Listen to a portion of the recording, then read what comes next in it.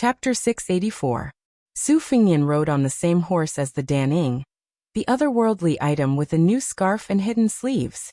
He did not feel uncomfortable at all. Moreover, his heart meridian was being held down by the Daning, guiding the chaotic qi down to Kunlun. At this moment, Su Fingyan really did not care about the awkwardness. After meeting up with the white horse, they rode back to Bailiang. As they approached the border, Su Fingyan raised his hand. The extraordinarily handsome blue-white Luan fell straight down and stopped on his arm. Soon the rhythmic sound of horse hooves entered their ears. The leader was an extremely fat pig. His mount was a heavy Fergana colt. This fatty actually wore a set of light armor for the first time. Because of his body size, the saber at his waist was not easy to notice. It was hard to imagine that this was a general who had fought hundreds of battles. It was even harder to imagine that this fatty had once led 1,000 cavalry to conquer Shu. After Chu Lushan put on the armor, this time he saw His Royal Highness. He did not immediately roll off the horse and crawl on the ground with snot and tears flowing down his face.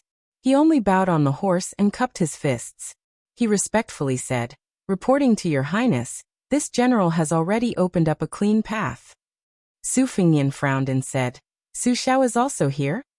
Chu Lushan, who only brought 300 elite cavalry, raised his head and grinned. Great General alone has already scared Gu Jiantong's 60,000 troops out of their wits. The pale Su Fingyan nodded. Easily passing through the unobstructed border, Su Fingyan saw a horse galloping toward him. The father and son looked at each other without saying a word. After traveling for 20 li, Su Xiao finally opened his mouth and asked, "Are your injuries serious?" Su Fingyan shook his head and said, "I won't die." Su Xiao glared at him and said, "Brat, what nonsense are you talking about?"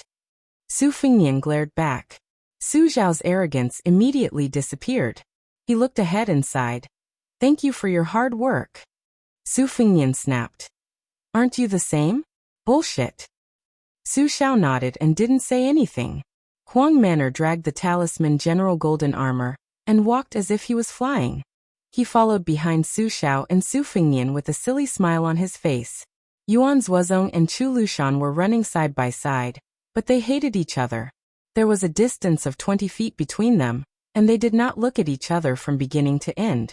Chu Lushan didn't look at Yuan Zuozong. He just smiled and said, "General Yuan, it seems like you didn't do much." His arms and legs were still there, but His Highness was seriously injured. "What's wrong? You haven't met anyone worthy of your attention? Oh my, you don't even care about Yang Taisui." Yuan Zuozong ignored Lucio Er's sarcastic remarks. "It takes two to clap." Unfortunately, Lucio had always been the kind of hooligan who could slap her own face. "General Yuan, don't look down on me just because you've made great contributions. Come on, tell me about your great achievements outside the Iron Gate Pass. I'll set up a monument for you later. How about building a shrine for you? That's not a problem." Yuan Zuozong didn't hear, see, speak or get angry. Chu Lushan continued to nag, but he lowered his voice a little. "Hey, I thought you would follow Chen Jibao to Western Shu. You and Qi Dangua are the same. I'm so disappointed. Look at Yao Jian and Yi Shizhen. Those two ungrateful wretches, they didn't let me down." Yuan Zuozong narrowed his apricot eyes. The fat man was not satisfied yet. He twisted his stubby neck and wanted to say something, but Su Fingyan turned back and reprimanded him. "Lucio, or go back to Bailiang and drink your green ant. If it's not enough, you can drink milk and piss as you wish." Chu Lushan shrunk his neck and finally couldn't hold it anymore. He showed his true face and said with a flattering face, "Whatever His Highness says." Yuan Zuozong looked calm. Chu Lushan muttered, "He didn't do what he should do, but he did what he shouldn't do. Son of a bitch." Yuan Zuozong suddenly said, "On the way here, His Highness said to invite Qi Dangua to drink together." Chu Lushan opened his eyes wide, turned his head and asked, "Say it again?" Yuan Zuozong meditated like a stone Buddha again, and didn't say a word. Chu Lushan wiped the hot sweat on his forehead. "Son of a bitch, I'm more nervous than when I heard that you were going to light my sky lantern." Su Xiao turned his head and glanced at the two adopted sons who were like fire and water for many years. He sighed quietly. Su Fingyan inhaled for a long time but did not exhale. Then he exhaled heavily and turned to ask, "Why?" Su Xiao said calmly, "Huang man, or didn't get close to his second sister. It's not without reason." Su Fingnian's lips trembled. He wanted to say something but stopped on second thought. Su Xiao said, "Although she was not born by me and your mother, I never treated her as a man of sacrifice. I only know that I have 2 daughters, 2 sons and 2 daughters. All 3 of them are handsome like their mother. Only the second daughter looks like me, Su Xiao. If I don't love her, who will I love? Raising sons and daughters is a different way of raising. As a father, I don't know if it's right or wrong. To be honest, the one who suffered the most is still you. Among all the children, I have never scolded anyone. I only hit you once, and it was only twice and thrice that I let you run away. Who knows when I will have to send you off? Your mother passed away early, otherwise she would definitely beat me to death." "Then why didn't you stop my sister?" "I couldn't. I sent a message to her saying that Chao Chongqing would go to stop them. She still went. The Great Snow Dragon Cavalry almost had a mutiny. This silly daughter is more like my own. Don't you think she's like me?" "Yes. By the way, you can tell these words to my sister later." "I don't dare. You always chase me with a broom and a stool. If my daughter is really angry, she will draw her sword." Su Fingnian said helplessly, "Look at you, the king of Bailiang." Su Xiao laughed and said, "It's fine as long as you're promising." Su Fingnian gently waved his arm. The 6-year-old phoenix that had accompanied him for many years spread its wings and flew high into the sky. Su Fingnian looked at the divine bird that was gradually becoming a black dot in the sky. He said softly, "I really couldn't tell. After putting on the armor, you look like a general." Su Xiao also raised his head to look at the sky. He said softly, "You will be the same in the future." A luxurious carriage made of dazzling jade and jewels entered Bailiang's post house.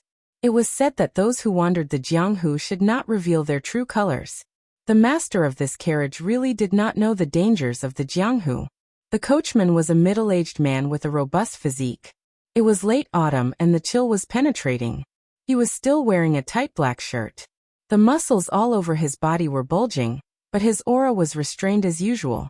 His breathing was unhurried and uninterrupted like a long river. It was clear that he was already at the peak of an external expert. From this, it could be seen that the person sitting in the carriage had a reason to be domineering, and had something to rely on. The middle-aged coachman's surname was Hongyu. This journey had been a bloody one. From the southeast of the dynasty to the northwest of Liang, there were no less than 20 sect leaders or elders who had been turned into corpses overnight. These people were all famous in the Jianghu. They were definitely not small fries who could fish for fame with just a few moves.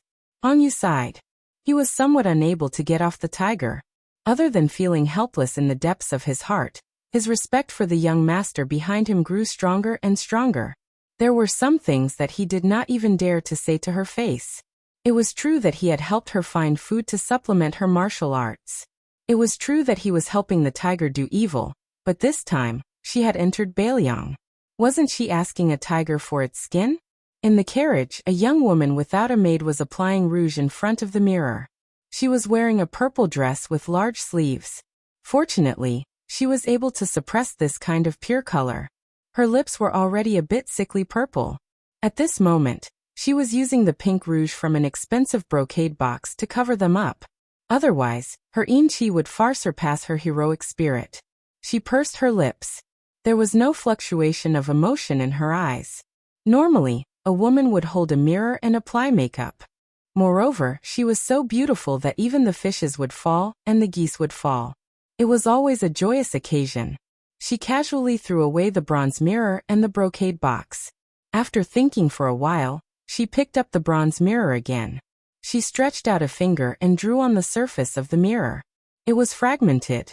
She was the mistress of the great Niu gang of Mount Hui, Xianyuan Qingfeng. There were no less than 100 books piled up in the carriage. Most of them were secret manuals that the Xianyuan family had collected for hundreds of years. If she wanted to give it to someone, it would be no different from giving a pile of scrap metal. The problem was that the other party might not be willing to accept it. This made Xianyuan Qingfeng frown. The aura around her became increasingly gloomy, like a withered osmanthus tree in a rainy day. Based on the secret arts recorded in her family's books, she was like a female Taotai that chose people to devour in the past year. She had absorbed a lot of power and cultivation, allowing her martial arts realm to improve rapidly. Before she went down the mountain, a group of old enemies of Mount Hui bullied her, because she was the mistress of the house. They teamed up and went up the mountain to pick a fight. She didn't care that there were immortals from the neighboring Mount Longhu. She caught all of them and turned them into dried corpses. The Celestial Master's residence, which she had a good relationship with, had already stated that the Xianyuan family's disciples were not allowed to set foot on Mount Longhu. But would she, Xianyuan Qingfeng, care about this? Xianyuan Qingfeng stretched out a finger and gently smoothed the rouge on her lips. The corner of her mouth curled up, full of sarcasm. When I reach the top of the martial arts world, my first target will be that nest of noble people from the Celestial Master's residence. She lifted the curtain and sat lazily behind her guest, Hong Yu. Hong Yu didn't turn around. He chuckled and said, "We're in Bailiang territory." Xianyuan Qingfeng nodded and asked, "Ancestor Lu has a crooked poem. It says that after receiving the 3 pure immortality technique, one has already attained the diamond body. You said that the finger profound realm is higher than the diamond body. Is it because of this poem that the immortality technique comes first and the diamond body comes second?" Hong Yu laughed out loud. "Master, you'll have to ask Huang Fengfu about this. I don't really understand. In this life, I only know how to immerse myself in martial arts. In the past, I casually obtained a secret manual and followed it to the end. Later on, when I arrived at Mount Hui, I only picked 1 or 2 books to study. I didn't really think about reading more. In the end, I'm still stupid and stubborn. There's no medicine to cure me." The cool breeze of Bailiang and the autumn breeze brushed against one's face. Xianyuan Qingfeng's mood became more relaxed, and some of her sinister aura disappeared. She smiled and said, "Uncle Hong, Huang Fengfu has already broken through the first rank. You should also catch up. Otherwise, there won't be many people in Mount Hui who can show off in Jianghu." Chapter 685. Hong Tuo nodded. "Don't worry, family head. I won't slack off. It's easy at the beginning to walk the path of external martial arts, but it's not easy to go from external martial arts to internal martial arts. However, since family head has already pointed out a clear path for me, I'll be useless if I still can't reach the first rank Vajra realm." Xianyuan Qingfeng, who was in a lazy mood, grunted in acknowledgement. The master and servant were silent for a long time. Xianyuan Qingfeng suddenly asked in a seemingly joking manner, "Uncle Hong, will you stab me in the back one day when I'm deserted by everyone?" With his back facing her, Hong Tuo's hand froze for a moment before he quickly waved it down and smiled. "I won't. It's all thanks to your father, Xianyuan Jingcheng, that I'm where I am today. I don't know how to talk about benevolence, righteousness and morality, but I'm destined to help those close to me instead of reason." Xianyuan Qingfeng smiled strangely and said calmly, "Then Uncle Hong will stay in Bailiang's army." Hong Tuo resisted the urge to turn around and asked softly, "What?" "Uncle Hong, you're familiar with the art of war. You're the one who nurtured the Mount Huishan private cavalry. That Bailiang heir will most likely accept you. When he becomes the king of Bailiang, there will be a day when you stand out. It's 1,000 times better than being a hired thug for me, a great demon of the Jianghu. It doesn't matter if you think I'm keeping you as a hostage in Bailiang because I don't trust you and don't want to keep you by my side. It's settled then," Hong Tuo said in a deep voice. "Even if I'm in Bailiang, I won't forget that I'm a servant of Mount Huishan." Xianyuan Qingfeng leaned against the wooden wall outside the carriage and didn't say anything. Hong Tuo didn't continue to express his gratitude. Xianyuan Qingfeng's gaze shifted from behind Hong Tuo to the willow tree on the side of the road. Willow homophonic. Xianyuan Qingfeng stretched out 2 fingers and made a pinching motion toward the willow tree beside the road. He cut off a branch out of thin air and pulled it back to his hand. Hong Tuo's breathing slowed down in an instant. Xianyuan Qingfeng weaved a willow headband and wore it on his head, smiling sweetly. The brocade pouch, which was equivalent to his last words, had clearly said that Hong Yu had a rebellious streak. He looked simple and honest, but he was actually cunning and needed to be suppressed by force. It wasn't that Xianyuan Qingfeng didn't have the confidence to make him submit, but he was afraid that he wouldn't be able to control himself, and would skin this traitorous fellow alive. In her eyes, Hongyu was nothing. She swore to become the #1 martial artist as a woman. The boundless paddy fields outside Xiangfan City had been mostly harvested. It was a bumper harvest year, and the common people all said that it was thanks to the new king of Jing'an's good fortune. However, this king of Jing'an, Zhao Sun, had a good reputation among the common people, but among the Qing province's Green Party, his reputation took a turn for the worse. They all scolded this vassal king for forgetting his roots and burning the bridge after crossing the river. He had only just become a vassal king, but he had already begun to side with outsiders. The reason was that the imperial court had ordered all the vassals to transfer their elite troops to the border to change the defense and increase the defense. The king of Jing'an had spared no effort, causing the Green Party, whose words in the imperial court had already lost more and more weight, to be filled with complaints. That's right, this vassal king that the imperial court had put on the table was originally from Zhao Sun's 2 diagrams and 13 strategies when he entered the capital. Now he had shot himself in the foot. Zhao Sun, this civil official vassal king who had made an exception to take on the role of administrator, was indeed ruthless enough. He did it without any hesitation, and was cursed by the Qing province's generals who were used to being a mountain king. When they met in private, they all said that this kind of unambitious vassal king was not worthy of being the king of Jing, and who was responsible for peace and prosperity. He should just go to the imperial court and be the assistant minister of the Ministry of Rights. However, looking at the situation, the king of Jing'an, Zhao Sun, seemed to be enjoying it. He did a lot of things that benefited the common people, and did not mind being disliked by the Green Party's big shots. Because of the special identity of the administrator, he was not restricted by the vassals. He even took the initiative to visit the Green Party's big shots several times, so he was not rejected. However, the old men and young people behind the noble families also did not give the king of Jing'an any face. The deep friendship accumulated over the years in the past had been diluted. Only some of the younger generation and many people who did not have a say in the family for the time being still had a good impression of Zhao Sun. Today, in the suburbs of Xiangfan, a farmer's family was flattered. 2 scholar-like young masters actually stopped their horses and got off. One of them, who was dressed in luxurious clothes, even personally went to the field to help them harvest the rice. At first, the farmer in charge of the family did not dare to let the young master do it for fear that he would cut his hands. However, he could not endure the smile on the young master's face and begged. So he trembled in fear and agreed. The young master was indeed a scholar who looked very knowledgeable. He learned everything quickly. After the autumn harvest of 1 mu of land, the young master harvested the 2nd mu of rice as skillfully as a farmer, who was used to farming. When the old farmer's granddaughter handed the young master a kettle of water, her face was extremely red. This made the old farmer even more happy. He secretly joked about his granddaughter, saying that the young master came from a rich family and looked down on a girl like her. After harvesting the golden rice, the young master helped to load it onto the ox cart.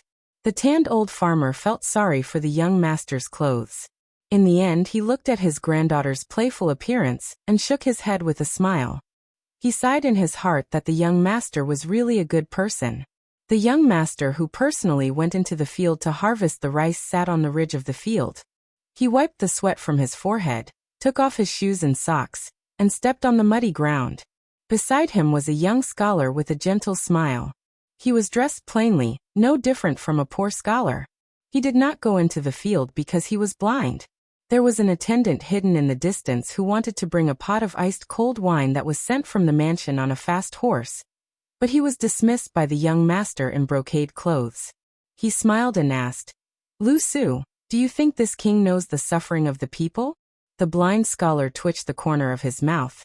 "If you don't mention the words 'this king,' then you can be considered to know the suffering of the people." The young master laughed.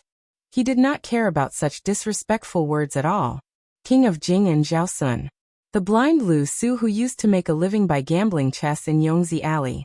Zhao Sun sighed and said worriedly, "Lu Su, regarding the matter of the Green Party, you told me to first feed the small fish, then use the long line to fatten them up. Then use a slow fire to cook the old tortoise. I did everything according to your established strategy. These are not difficult. After all, we are all family. The Green Party is already on the verge of collapse and is destined to fall apart. They are a group of stragglers who have been chased out of the core of the imperial court. Most of them have no other choice but to rely on me. However, we are in an urgent situation right now. The Song family of the 3 heroes in the capital is determined to bite me. That old man Song Guanhai created the school of mind and dominated the literary world for 20 years. After my dynasty calmed down, this old man Song wrote 2 biographies, Loyal Minister and Treacherous Minister. He also compiled the complete book of 9 pavilions. Every month, on the 15th day of the month, he commented on the scholars of the world, and was allowed to ride a horse in the imperial city. The young master Song Jiqiu surpassed his master, and took over as the right chancellor of the imperial college. Every word of his was worth 1,000 gold. Even his majesty praised him endlessly. Now that the imperial examinations are selecting scholars, most of the scholars have no choice but to write the Song style, to curry favor with the examiners. The young phoenix of the Song family, Song Kelly, also did not disgrace his family's reputation. In one fell swoop, he was ranked 2nd and became the new yellow gatekeeper. If he is sent out to be an official for a few more years, he will immediately mix with the sand and come to our side. Song Guanhai still bears a grudge.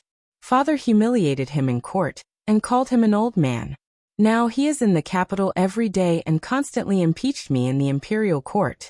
Even if I heard that he is now ill and does not have many days left to live, with Song Ziqiu and Song Kelly around, it will be an almost endless battle for us. Perhaps it was because Lu Su was blind, but when he listened to others, he seemed to be particularly attentive. He had a gentle temperament and never interrupted others when they were talking. Naturally, he would not say anything extravagant. He quietly waited for the king of Jing'an to finish complaining. He did not jump to conclusions and only asked calmly, King of Jing'an, do you know that Song Guanhai was a loyal and good official in the palace? Zhao Sun was influenced by Lu Su. Coupled with the fact that he was not hot-tempered, he was much calmer now. He nodded and said, Of course I know. During the spring and autumn period, Song Guanhai, who was a slave of 3 surnames, told the late emperor about the difference between a loyal official and a good official in order to clear his name. A good official is one who is not afraid of being punished by swords and axes. In order to leave his name in history, he let the emperor be cursed by history books. On the other hand, a loyal official is one who diligently assists the emperor to achieve great things. At the same time, he also gains a good reputation. His descendants pass on the torch and his fortune is boundless. Song Guanhai, that old man of course regarded himself as a loyal official. In the past 20 years he has ridiculed, remonstrated countless times. Even the empress has personally pleaded with the emperor on his behalf several times. Only then did he escape imprisonment. On this point, I really admire this old man Song from the bottom of my heart. The corner of Lu Su's mouth curled up into a mocking smile. He shook his head and said slowly, It's just the long and short doctrines of a school of vertical and horizontal doctrine. Suddenly he uses Confucianism. Then he turns to old man Huang, and then he worships the law. There's no integrity to speak of, so he can't be called a teacher. His Majesty once said that teacher Song is slow and understanding, but I think it's charming. The world thinks it's a compliment, but if you look deeper, it's not a good thing. In other words, it's an argument that has a lot of leeway. After being stunned for a moment, Zhao Sun laughed happily. He clapped his hands and said, Fresh. Lu Su, your words are very satisfying. I want to drink wine. Lu Su's state of mind was still as calm as an ancient well.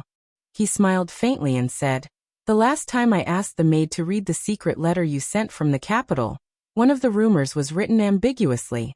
It was rumored that Song Guanhai secretly kept a copy of the memorial to the emperor. However, he has resisted the urge to hand it over to the historian. This is a person who wants to be both a loyal and a good official. Chapter 686. Zhao Sun frowned and said, It's hard to say whether this is true or not. Even if Song Guanhai really does have the secret memorials, as long as we don't hand them over to the scribes, what can we do with them? If we bring them into the coffin one day, it's even more hopeless.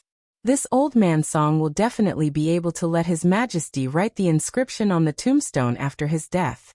Lu Su said calmly, based on Song Guanhai's character, it must be true. As for whether he will hand them over to the scribes after his death, considering the good fortune of his descendants, even if he is old and muddle-headed, his son Song Jiqiu will stop him. But, Zhao Sun said impatiently, tell me. Lu Su, who had no intention of keeping them in suspense, paused. Zhao Sun hurriedly apologized with a smile. I was too impatient. Lu Su said, when people are approaching old age, especially when they know that they are still alive, some powerful people who have no foresight and no worries will often make some mistakes that can be big or small. Even if Song Jiqiu wants to patch it up, it's not watertight. We just need to wait until Song Guanhai passes away and strike while the iron is hot. We can use the spies in the Song residence to deliberately leak this information to a certain power in the capital that is hostile to the Song family. If there are no dead soldiers or spies, it's fine. Groundless rumors and slanders are just as reliable. The capital has no shortage of people who make groundless accusations. But there is one thing that is extremely important. The news must be passed quickly and reach the emperor's ears as soon as possible. We must not give the Song family the time to destroy the copies of the memorials. If they were quickly destroyed, then if they wanted to overthrow Song Guanhai, they would have to let the Prince of Jing'an's estate take the lead and instruct someone to gather 342 memorials and spread them throughout the capital. However, this way, you would inevitably be implicated, which would not be wise. We can't underestimate the intelligence of His Majesty's spies and the keen senses of those old people in the officialdom. Also, Prince Jing'an, please keep in mind that Song Guanhai is the eldest imperial prince and the fourth imperial prince's benevolent teacher. Although you've met them once in the capital, and you seem to have a good impression of each other, the disadvantages far outweigh the advantages. If there was no need for King of Jing'an to personally deal with the Song clan's disaster, and if there were no traces left behind, then they could tarnish their own reputation by faking the leak of a copy of the memorial, saying that it was all because of you. This way you can completely remove yourself from the capital's officialdom and temporarily distance yourself from the two princes. Furthermore, you don't have to worry about His Majesty becoming suspicious of you. After all, he is not an ignorant and mediocre ruler. Instead, he will only place more trust in you. This is the right path for Xiang Fan and you, the administrator. King of Jing'an, Zhao Sun, mulled over it carefully and nodded repeatedly. However, Zhao Sun immediately asked, can this small matter really topple the Song family? Lu Su smelled the unique fragrance of the autumn rice paddies, and a smile finally appeared on his face. When acting in the officialdom, one can't go overboard. It's the same principle as stewing old duck soup. Slowly stewing it will bring out the flavor, but if it's too long, it will lose its flavor. The Song family's scholarship is good, but as an official they are far inferior to Grand Secretary Zhang, Chancellor Huan, and the others. Compared to West Chu's Grand Preceptor Sun, they are far inferior. Also, since ancient times the requirements for writing are great, but the requirements for getting to the point are small. Don't look down on this kind of small matter. What truly made the Song family fall from glory is precisely this kind of small matter. Officials who reach the pinnacle of glory are always accompanied by fortune and misfortune. Song Guanhai is not Su Xiao, nor is he Gu Jiantang, nor is he Zhang Julu, who seems domineering and eccentric, but actually has an incomparably deep foundation. The Song family, which has only been rich for 3 generations, has lost its foundation and is frivolous. It seems that the family is full of glory, but Song Guanhai has made too many enemies, so it is very difficult for them to maintain their integrity in their later years. Song Jiqiu is the right chancellor of the Imperial College, Song Kelly's little yellow sect. Once disaster befalls them, those students who call themselves the Song sect's lackeys will mostly rush home to pick up their brushes and change sides. Not willing to hit someone when they are down can already be considered outstanding. King of Jing'an, you can choose to make a move after Song Guanhai's death, or you can make a move when Song Guanhai is seriously ill. If it's the latter, you can probably anger and scare this old man to death.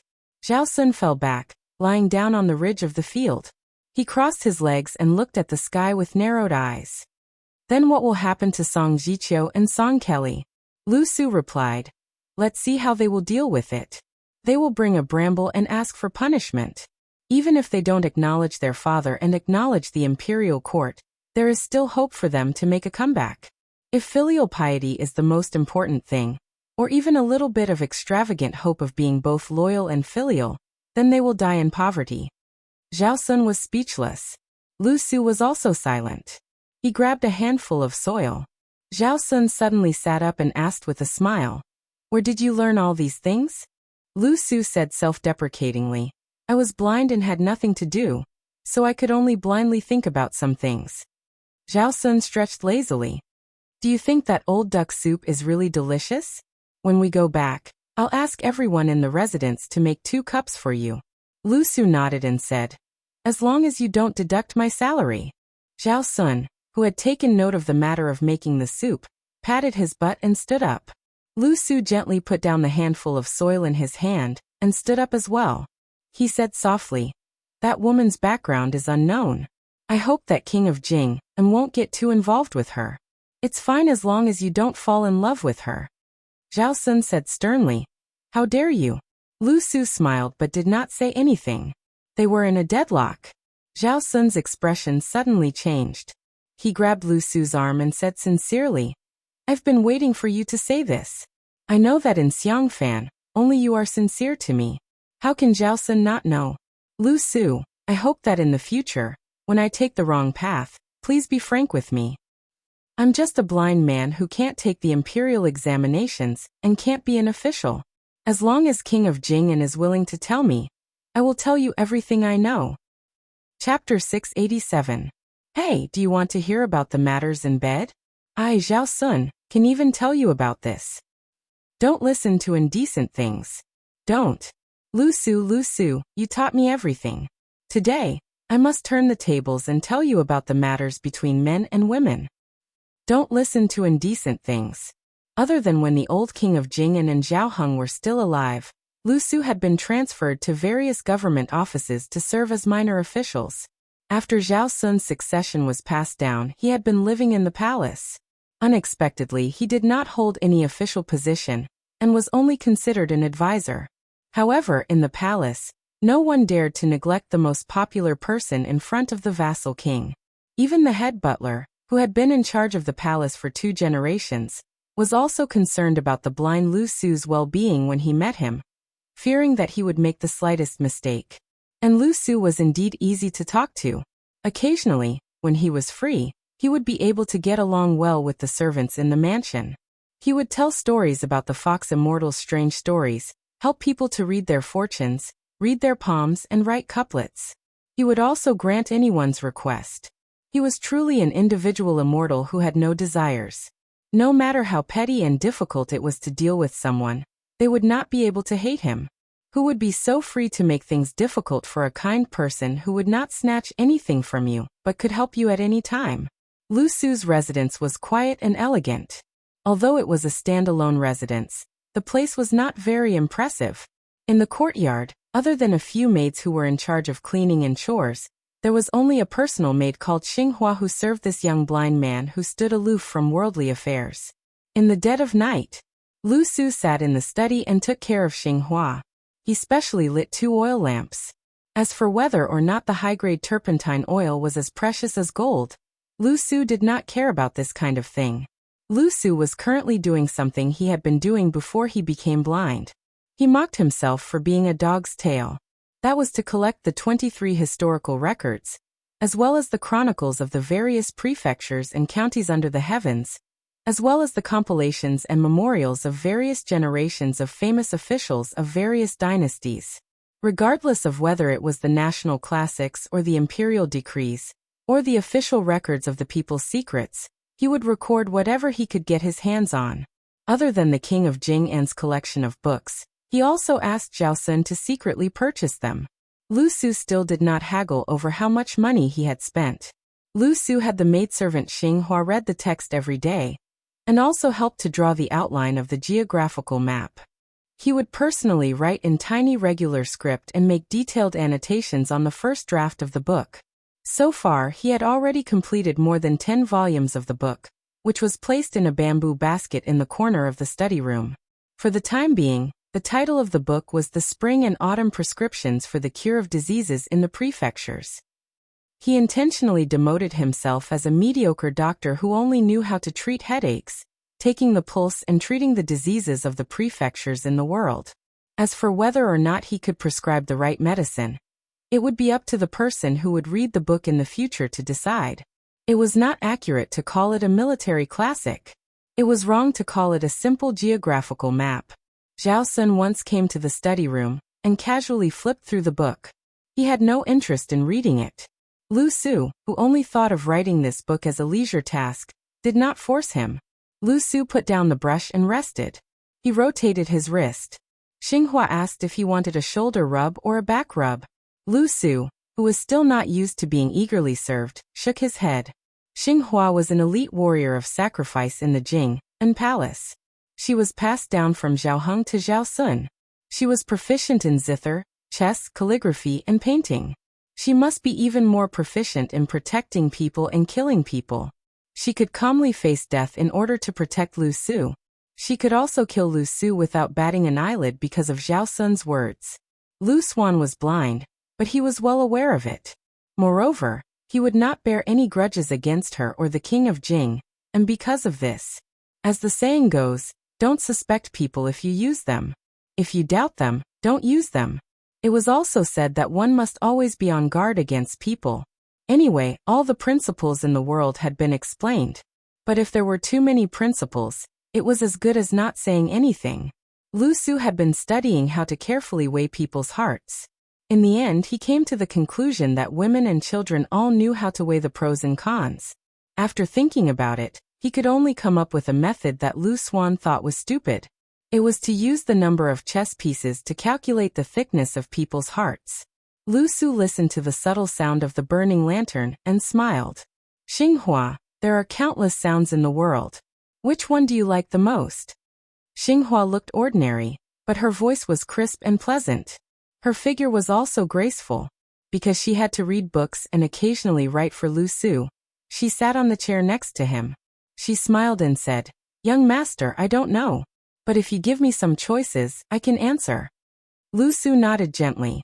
After thinking for a while he said, "The sound of spring, the sound of zither, the sound of pine waves, the sound of bamboo whistling, the sound of mountain birds, the sound of banana rain, the sound of falling leaves, the sound of children reading, the sound of famous prostitutes singing, and the sound of young girls selling flowers." Xinghua covered her mouth and smiled. "I will definitely choose the sound of flowers selling flowers." Lu Su laughed involuntarily. "I forgot that your name is Xinghua. But let me tell you, there was a great writer in the previous dynasty who was called the Son of Poetry. His words were the same as yours. He also said that among the thousands of sounds of heaven and earth, the sound of flowers selling flowers in the deep alleys of the market was the most heartbreaking." Xinghua asked doubtfully, "Young master, why is that?" Lu Su probably had a request in front of her, so he was not stingy with his words. "I have been thinking about the reason all these years. I will tell you when I have figured it out." Xinghua was much more casual after spending so much time with Lu Su. She joked, "There are also things that you don't understand." "There are many." The blind scholar who was once praised by the king of Jing and as not inferior to Yuan Bunshi, picked up his brush again, and bent over the table to write the prescription. This king was Zhao Heng, not Zhao Sun. Lu Su still did not know who Yuan Bunshi was that made Zhao Heng hold a grudge against him before his death. Chapter 688. Xianyuan Qingfeng handed over a wooden name thorn made from the heart of a 1,000-year-old cassia tree, and was brought to Baoyang Palace by the steward. They passed through corridors and finally arrived at the pavilion in the middle of Tidehark Lake. The young man's hair was as white as frost. He casually tied a red rope into a knot and sat on the railing near the water. He leaned against the gold-painted pillar and played with the name thorn Xianyuan Qingfeng gave to the prince's estate. Xianyuan Qingfeng stood outside the pavilion on a lotus pedestal embedded in the water. Along the way, all sorts of feelings welled up in his heart. Years ago, during the Lantern Festival in Wuzhou, this handsome young man was together with a perverted scoundrel. After an argument, he was chased away by her retainer like a rat across the street. At that time, Xianyuan Qingfeng only thought of him as a useless and uninteresting man from a poor family. He was uneducated and had no hope of passing the imperial examinations. He could only rely on his looks to trick some pretty girls from small families. Afterwards, when he occasionally thought of that farce, he only guessed that his mother must be a great beauty capable of causing the downfall of a country to be able to give birth to such a good-looking son. Who would have thought that after reuniting with him at Mount Hui, he would suddenly become the infamous heir of the Northern Liang Empire, leading 100 armored soldiers into the Longhu Empire. It could be said that it was because of him that she was able to become the owner of the Bull Gang. However, Xianyuan Qingfeng still couldn't connect him to the man who was about to become the king of Beiliang. It wasn't until she personally stepped into the prince's estate on Mount Qingliang that she gradually understood that Su Fengnian would become the second prince of Liang dynasty after Su Xiao. Su Fengnian rubbed the name thorn made from the heart of acacia tree and smiled at the woman who came all the way from Jianzhou to the northwest of the dynasty. There were many thousand-year-old caches on Mount Fengyao, but they gradually died in the past 100 years. The last Tanggui was no exception. Thus, Mount Hui's Kasha wine became a masterpiece. Su Fengnian waved his hand and asked softly, "Other than the 100-odd secret manuals, did you bring Kasha wine?" Xianyuan Qingfeng walked into the pavilion and chose a seat furthest away from him. He looked straight ahead and calmly said, "There isn't much left in Mount Hui, but if you want to drink, I'll bring you a jar next time." Su Fengnian placed his nameplate on his knees. His face showed signs of fatigue. He closed his eyes to rest. He didn't seem to be a good host. Xianyuan Qingfeng didn't complain at all. In her opinion, as long as he was Butcher's eldest son, he had the right to be arrogant. She asked calmly, "I've always heard that Beiliang Palace's security is loose on the outside but tight on the inside. They're treating the Jianghu assassin as a fat fish to be hooked. Why is your highness willing to let me enter the pavilion? Aren't you afraid that I'm also an assassin?" Su Fengnian snapped his fingers. He leapt out of the lake in a red robe, and over the roof of the pavilion, before plunging back into the lake. It was a beautiful scene, like a red carp jumping over a dragon's gate. Apart from the otherworldly item in the red robe that had a habit of staying in the lake, a servant girl slowly walked over with a tray filled with bait for viewing. Su Fengnian waved his hand, indicating that he should pass it to Xianyuan Qingfeng. Su Fengnian opened his eyes and sat back on the satin bench. "I've heard about the commotion at Mount Hui, but even if your cultivation has advanced by leaps and bounds, it won't be easy for you to kill me if I let you sit side by side with me." Xianyuan Qingfeng sneered. "Beiliang Palace really doesn't lack experts." Su Fengnian glanced at the otherworldly item that was playing leisurely in the tide-listening lake, and said with a smile, "This celestial state expert was exchanged with my life and fortune. You get what you pay for." Xianyuan Qingfeng, "Don't be so sarcastic." Xianyuan Qingfeng didn't throw the bait into the lake. "I wouldn't dare," he said expressionlessly. Su Fengnian didn't care about this matter and asked, "You want me to support you to become the leader of the southern Jianghu with only 100 or so manuals? Don't you think you're being a bit greedy? You're not my wife either. Why would I do such a bad deal?" Xianyuan Qingfeng grabbed a handful of bait from the green-glazed peony tray. He wasn't in a hurry to throw it into the lake, to enjoy the scene of tens of thousands of carps rolling in the water. "I can help you in your hour of need," he said slowly. Su Fengnian stretched out his hand. Xianyuan Qingfeng said, "There's no lack of people in Mount Hui who are eager for success and have real talent. Hong Yu is one of them. These boorish men of Jianghu don't lack skill or ambition. What they lack is a path. As long as Beiliang is willing to accept them and lure them with enough bait, they'll be willing to take the bait.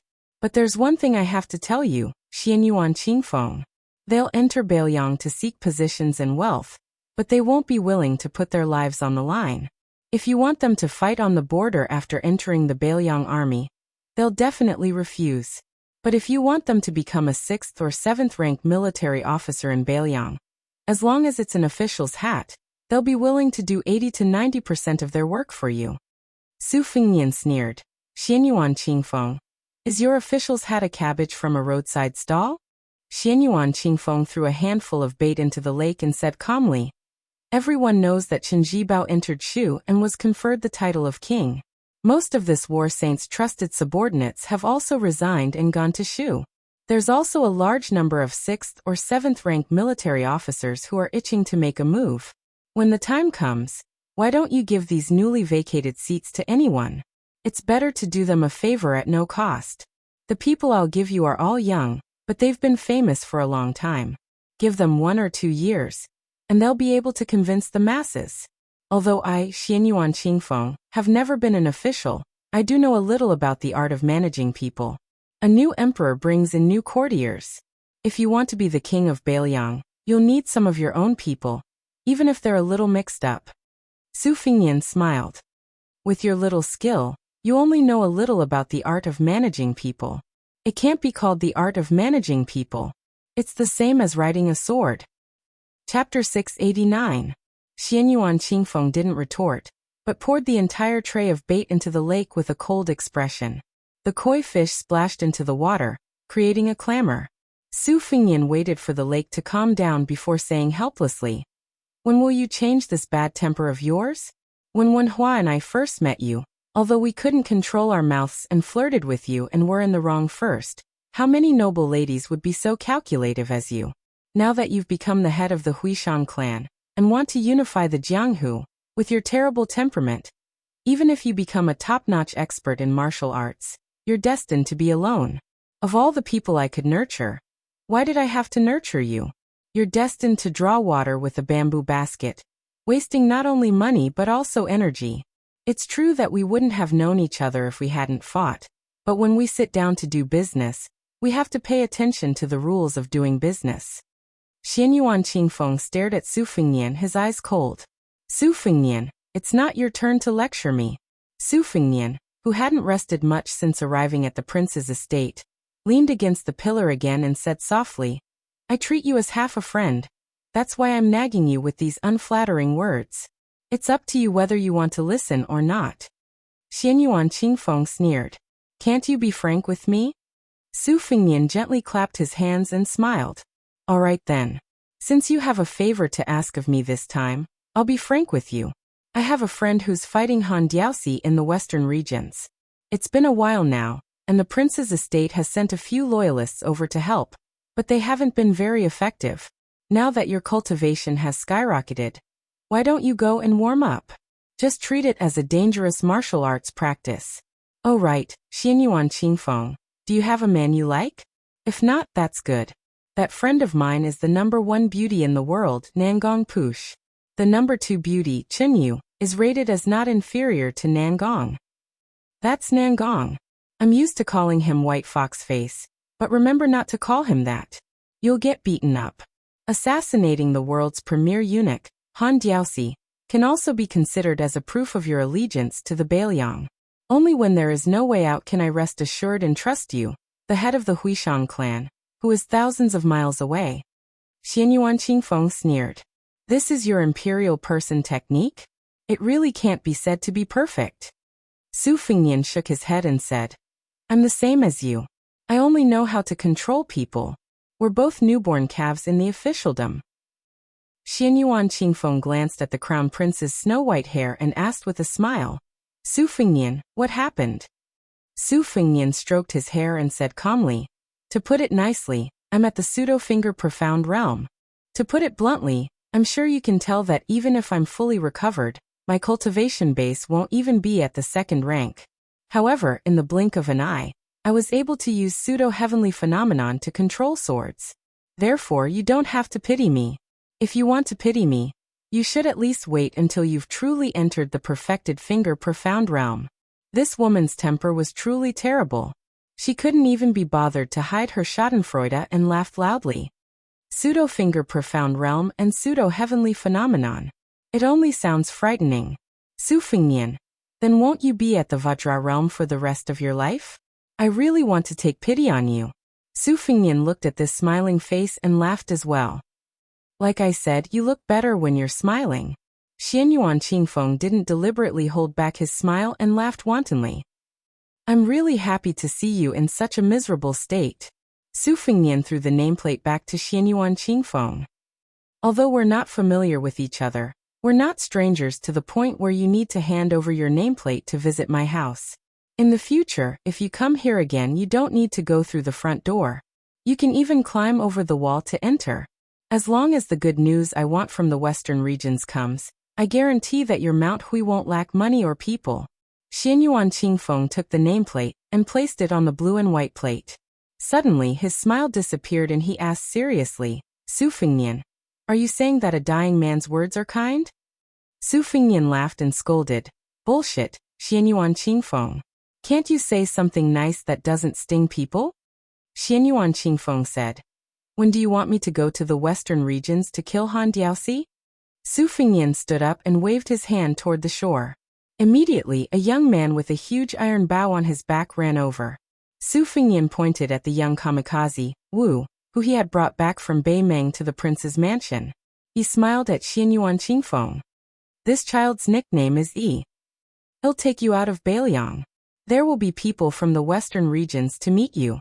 The robust young man said softly, young master, next time when you introduce me, can you not say Yi? My name is Wu.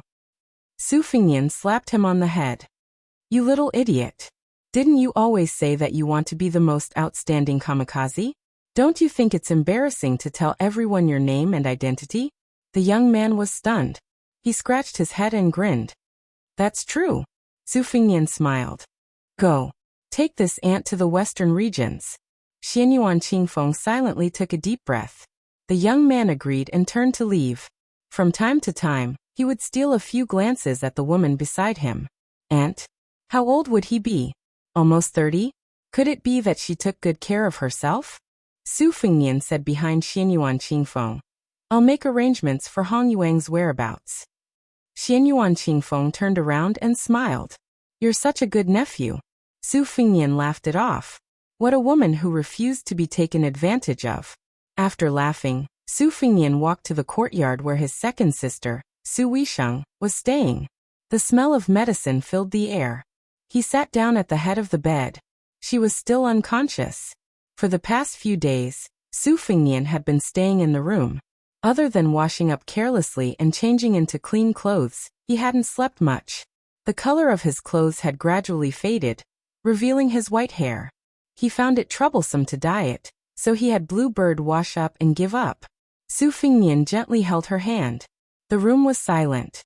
The fire was big and smokeless, and the water was smooth and soundless. People's feelings were so bitter that they were speechless. Chapter 690. Beiliang was in turmoil. The news that Chen Jibao had entered Shu and was about to be made king had spread throughout the world. He was probably going to become the second king of Liang before Su Fingnian, the hereditary king of Beiliang. A simple and elegant carriage slowly stopped in front of the Chu manor. The gatekeeper, who was leaning against the side door and eating melon seeds, was a little stunned. The coachman was a young woman in green. She thought that the master of this manor was really not afraid of sending a servant girl into a tiger's den. However, when the gatekeeper saw the people coming down from the carriage, he was so scared that he kept quiet out of fear. His lips trembled as he threw down a handful of melon seeds and staggered out of the door. The first to come down was a white-haired man. He wore a white base and a black robe. He did not have much of an air of nobility, but his face was enough to make the gatekeeper nervous. In Beiliang, only this young master could keep his master in check. Behind him was the second son of the great general Su Longxiang, the handsome Yuan Zuozong, and the tall and sturdy Qi Dangua. The four of them were all prominent figures who could not possibly visit the Chu manor. Now that they had gathered together, could it be that they had come to raid the manor? The gatekeeper hurriedly spat a few times. General Chu's loyalty was clear. No matter who they raided, they would not be able to get here. Seeing the rare guest at the front, His Royal Highness Su Fingnian, the quick-witted gatekeeper knelt down without another word. Just as he was about to muster enough energy to shout and make his master proud, Su Fingnian had already laughed and said, "That's enough. Stand up and lead the way." The group had just sat down in the main hall of the Chu manor when they felt the ground shake. Chu Lushan, dressed in loose casual clothes, stepped over the threshold and rolled into the hall. A lump of fat knelt at Su Fingnian's feet. "Lucio, has finally brought your highness to my humble abode. Your presence brings light to my humble abode. When I return, I will burn more incense for my ancestors. Su Fingyan kicked him. Humble abode? I don't think it's any worse than Bailiang Palace. Today, I've brought second brother Yuan and General Qi to your place to drink. Don't talk nonsense. Let's find a quiet place that isn't so tacky. With great difficulty, Chu Lushan staggered to his feet. He turned his head and gave the old steward of the residence a fierce look. Then he turned his head and gave a fawning smile. A pair of soft and boneless white and chubby hands pulled on Su Fingyan's arm. There are good places to drink and drink tea. Later, if your highness is dissatisfied, Lushan can cut off 2 caddies of meat to drink. Su Fingyan said sarcastically, You're so fat, yet you're shameless enough to serve as food. The rest of us can't even eat. Chu Lushan said embarrassedly, It's Lushan's fault for not being able to grow a body that's fat and thin enough to go well with the wine. They arrived at a bamboo house. The purple bamboo was sparse and not dense enough to make one feel desolate. The small pond was deep and green. Sunlight shone through the gaps between the bamboo leaves. Beside the pond, there was actually a wild turtle the size of a palm dragging its family along to bask in the sun. When it heard the sound of footsteps, it slithered into the green pond. The small pond house was large, and the lighting was ingenious. When they pushed open the door and entered, it appeared quiet and spacious. There wasn't the slightest sense of uneasiness. There was even a guqin with speckled patterns placed in the bamboo house. Sitting here, regardless of whether it was drinking or drinking tea, it could be said that the scenery and tea complemented each other. Su Fingyan glanced at the guqin. Outsiders didn't know the talent of Chu Lushan, but he knew the inside story. Chu Lushan was good at music, chess, calligraphy, painting, poetry. It was a pity that he didn't have the appearance of a famous scholar. After sitting by the window, Chu Lushan poured 2 cups of wine for Su Fingyan and Qi Dangua. Holding the wine pot, he asked Yuan Zuozong with a smile, Since you don't mind my dirty hands and the smell of wine, I'll be bold enough to pour a cup for you. Yuan Zuozong raised his eyelids. Chu Lushan took the opportunity to pour a cup of wine. Qi Dangua had a good relationship with Chu Lushan. Among the 6 adopted sons, he was the most popular one. He and the other 5 adopted sons of the same generation often visited each other's homes. A little girl from the Chu family was born a few years ago. She even recognized him as her adoptive father. The only thing he didn't do was to betroth the 2 children to each other.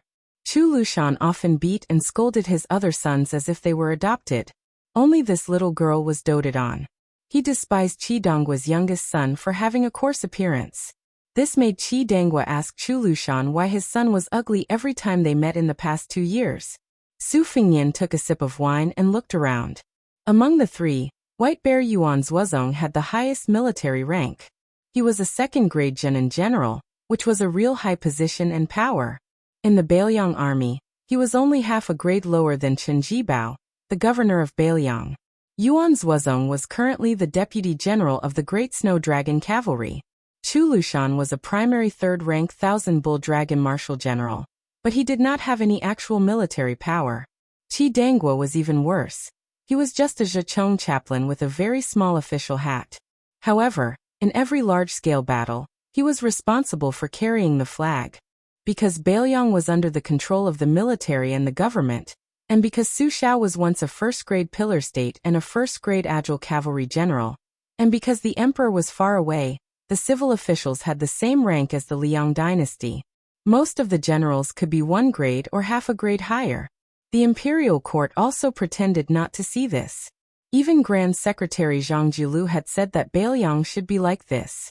Today, Bailiang didn't have a special civil official system. Just the generals who were 7th grade and above, not to mention the officials who had withdrawn from the border, still numbered as many as 80 people. Most of these people who supported Bailiang's 300,000-strong cavalry hadn't seen Su Fingyan with their own eyes. Su Fingyan finished a cup of wine. While Chu Lushan was pouring wine, he asked, Wuxia, who do you think will be the governor of Bailiang? Chu Lushan said without hesitation, General Yuan. If it weren't for Zhong Honggu, the cavalry commander, and Yan Wenwan, the infantry commander, they would have the qualifications and ability. But to be honest, General Zhong has a big prejudice against His Highness, and he has a complicated relationship with Chen Jibao. It's not suitable for him to be the second-grade governor. As for Yan Wenwan, he seems to be impartial and has a gap with Chen Jibao. But the old general has a gloomy temper and is more difficult to deal with than Zhong Hongwu. I've been watching him for more than 10 years, but I haven't heard him say anything bad about His Highness. On the contrary, it's not reassuring. In the end, General Yuan should be the governor of the two provinces. It's reasonable in all aspects. Why are you staring at me? I said this in front of His Highness and you, Yuan Zhuozong. It's the same in front of my adoptive father. Believe it or not. You don't appreciate my good words. You're hard to please. Yuan Zhuozong smiled and lowered his head to drink. Huang Manor had been squatting beside the zither in a daze. Su Fengnian said calmly, Lu Qiuer, give me a list of names. I'll promote 1 or 2 ranks as appropriate. If it's really necessary, it's okay to skip 3 ranks. Chu Lushan took out a stack of paper from his sleeve and handed it to Su Fengnian with a smile. Yuan Zhuozong frowned and coldly stared at Chu Lushan, who could predict the future. Su Fengnian smiled and spread out 3 pieces of paper on the table. There were more than 60 people on the paper. In addition to the names, there were concise military resumes.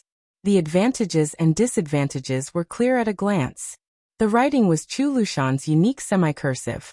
It was dangerous but not strange. It was natural and unrestrained. Su Fengnian read it all and pushed it to Yuan Zhuozong. After reading it carefully, Yuan Zhuozong's eyebrows slightly relaxed. There were more than 10 people on the paper who could be classified as Chu Lushan's direct subordinates. But most of them were the frustrated middle and lower level captains in the Bailiang army. What they had in common was that they were young and good at fighting. They were full of vigor without any lethargy. Su Fengnian asked with a smile, Lu Qiuer, don't you have any scruples? Won't you take it out later? Chapter 691. Sitting like a small hill, Chu Lushan chuckled and said, There's no need for that. The general is my adoptive father who is willing to die for me. Needless to say, Your Highness is the master that I, Chu Lushan, am willing to submit to. It's pretentious to hide these things from you. By the way, there's one more thing that has been stuck in my throat for many years.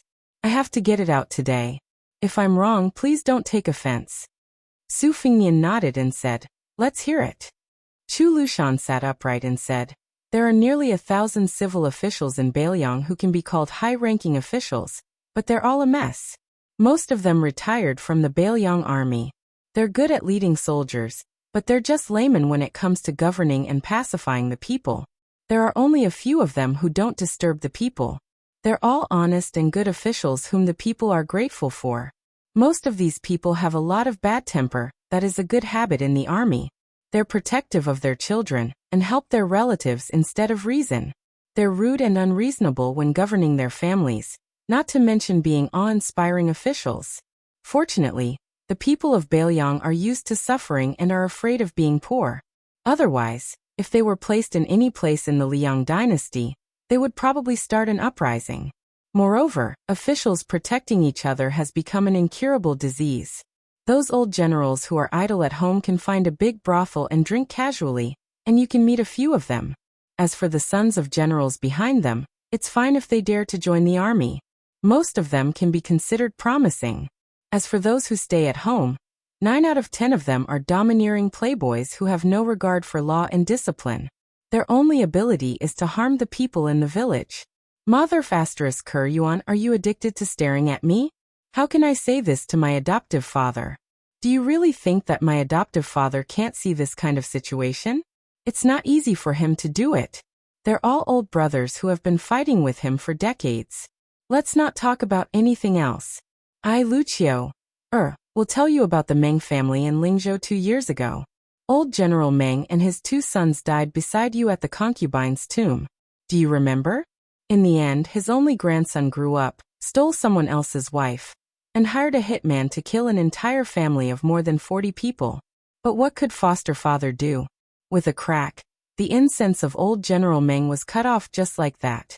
How many bastards have tried to test foster father's bottom line over the past 10 to 20 years? Yuan Zhuozong snorted.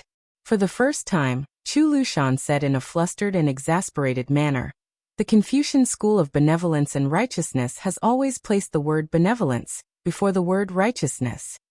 If you're not righteous, you're just not a subject. If you're not benevolent, you're not even human. In today's world, if things were done according to legalism, it would be even more chaotic.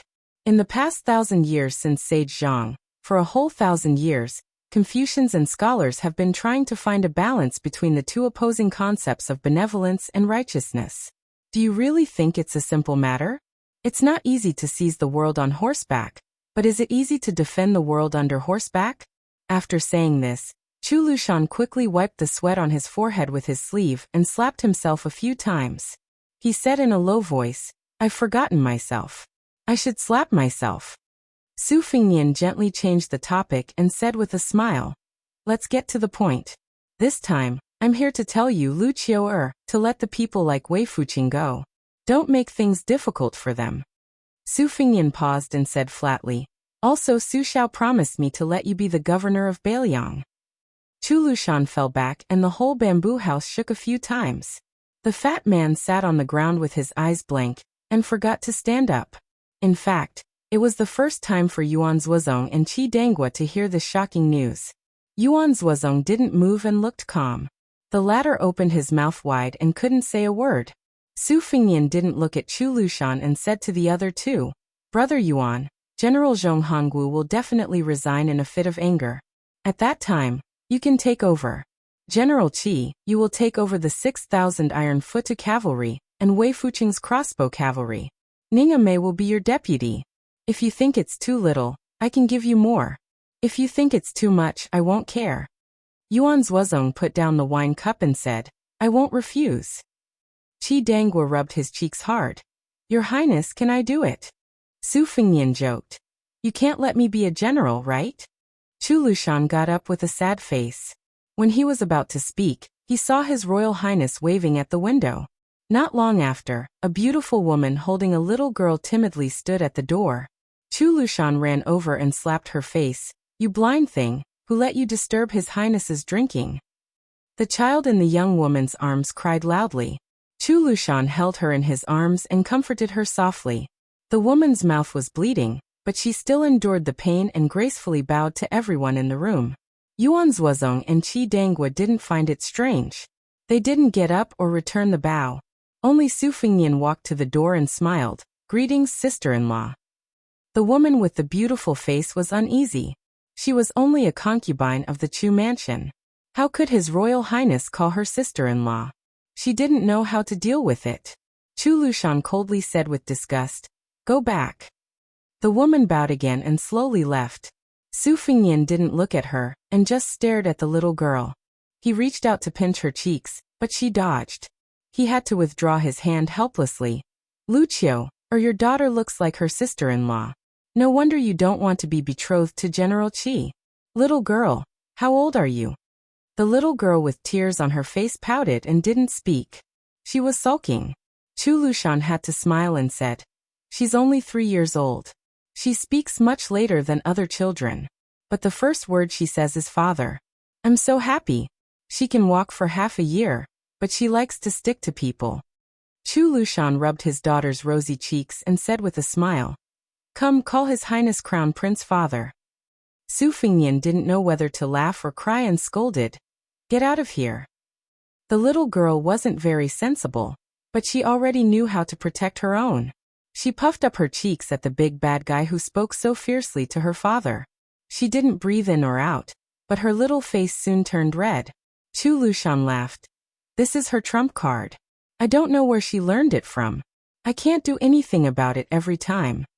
Su Fingnian was also amused. "Let her rest for a while. Be careful that she doesn't pass out." Chu Lushan quickly kissed his daughter's forehead. Changxing, be good. Father will give you beautiful clothes later. Don't be angry." The little girl raised her head and smiled brightly at her father.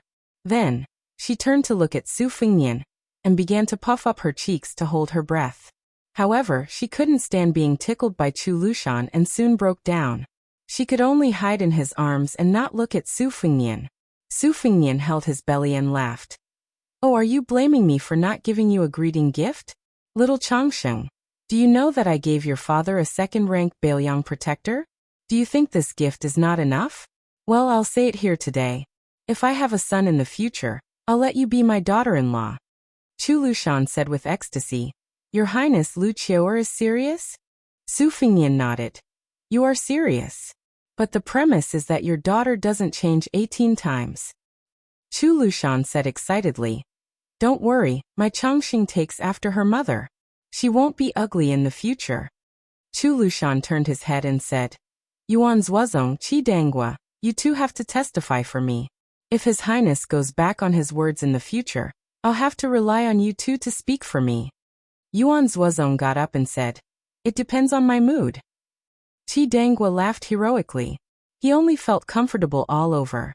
The green ant wine on the table was not enough to drink. Su Fingyan made a face at his little daughter who secretly glanced at him. Then he said to Chu Lushan, You don't have to see me off. Watching the four people walk on the bluestone path that he had carefully piled up with his own hands, Chu Lushan waited until their figures gradually disappeared from his sight. Then he carried his daughter to the pool and sat down. The little girl called out to her father. Chu Lushan came back to his senses and said with a smile, Little Chongqing, it depends on whether you have the life to be the empress in the future. Chapter 692. As expected, Huaihua's great general Zhong Hongwu went to the Prince of Northern Liang's residence and directly scolded Su Xiao. Su Fingyan had not even become the Prince of Northern Liang yet, but he was already selling his position. If he did not take back those military orders that promoted people who were not even fully grown yet, he would dismount from his horse and take off his armor. He wanted to be a farmer who took care of the fields. The king of Baelyang only avoided the topic and talked about the exciting battles they had fought side by side in the past.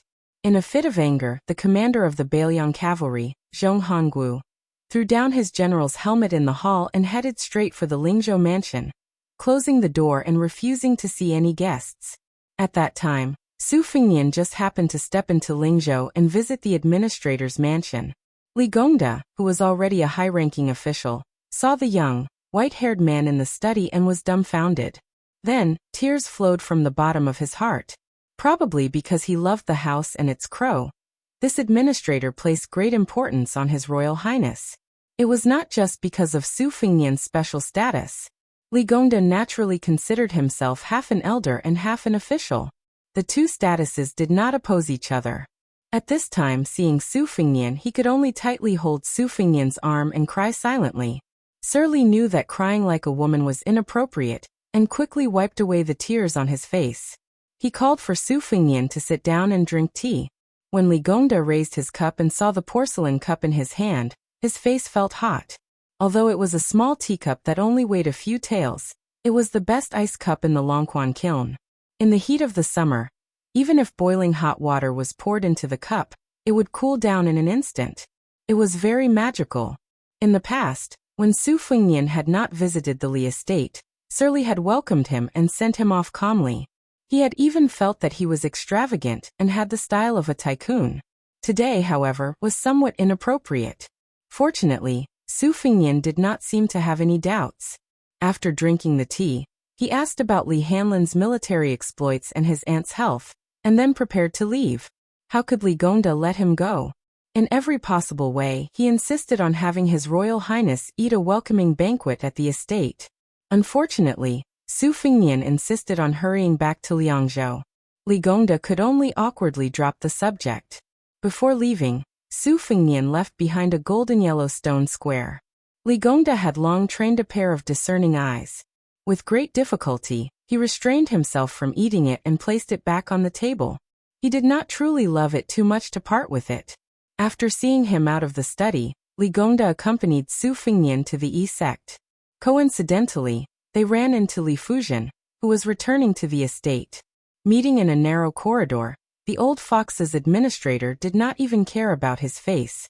Using the excuse of having a stomachache, he turned and left. He had his daughter send His Royal Highness off on his behalf. On this trip, Su Fingyan's coachman was Blue Bird. In secret, there was an otherworldly item, the Danning. On the surface, the only person that could be brought into the estate was the scholar Chen Shiliang. When he met Li Gongda, He only said that he was a scholar from Liangzhou who was not part of the mainstream.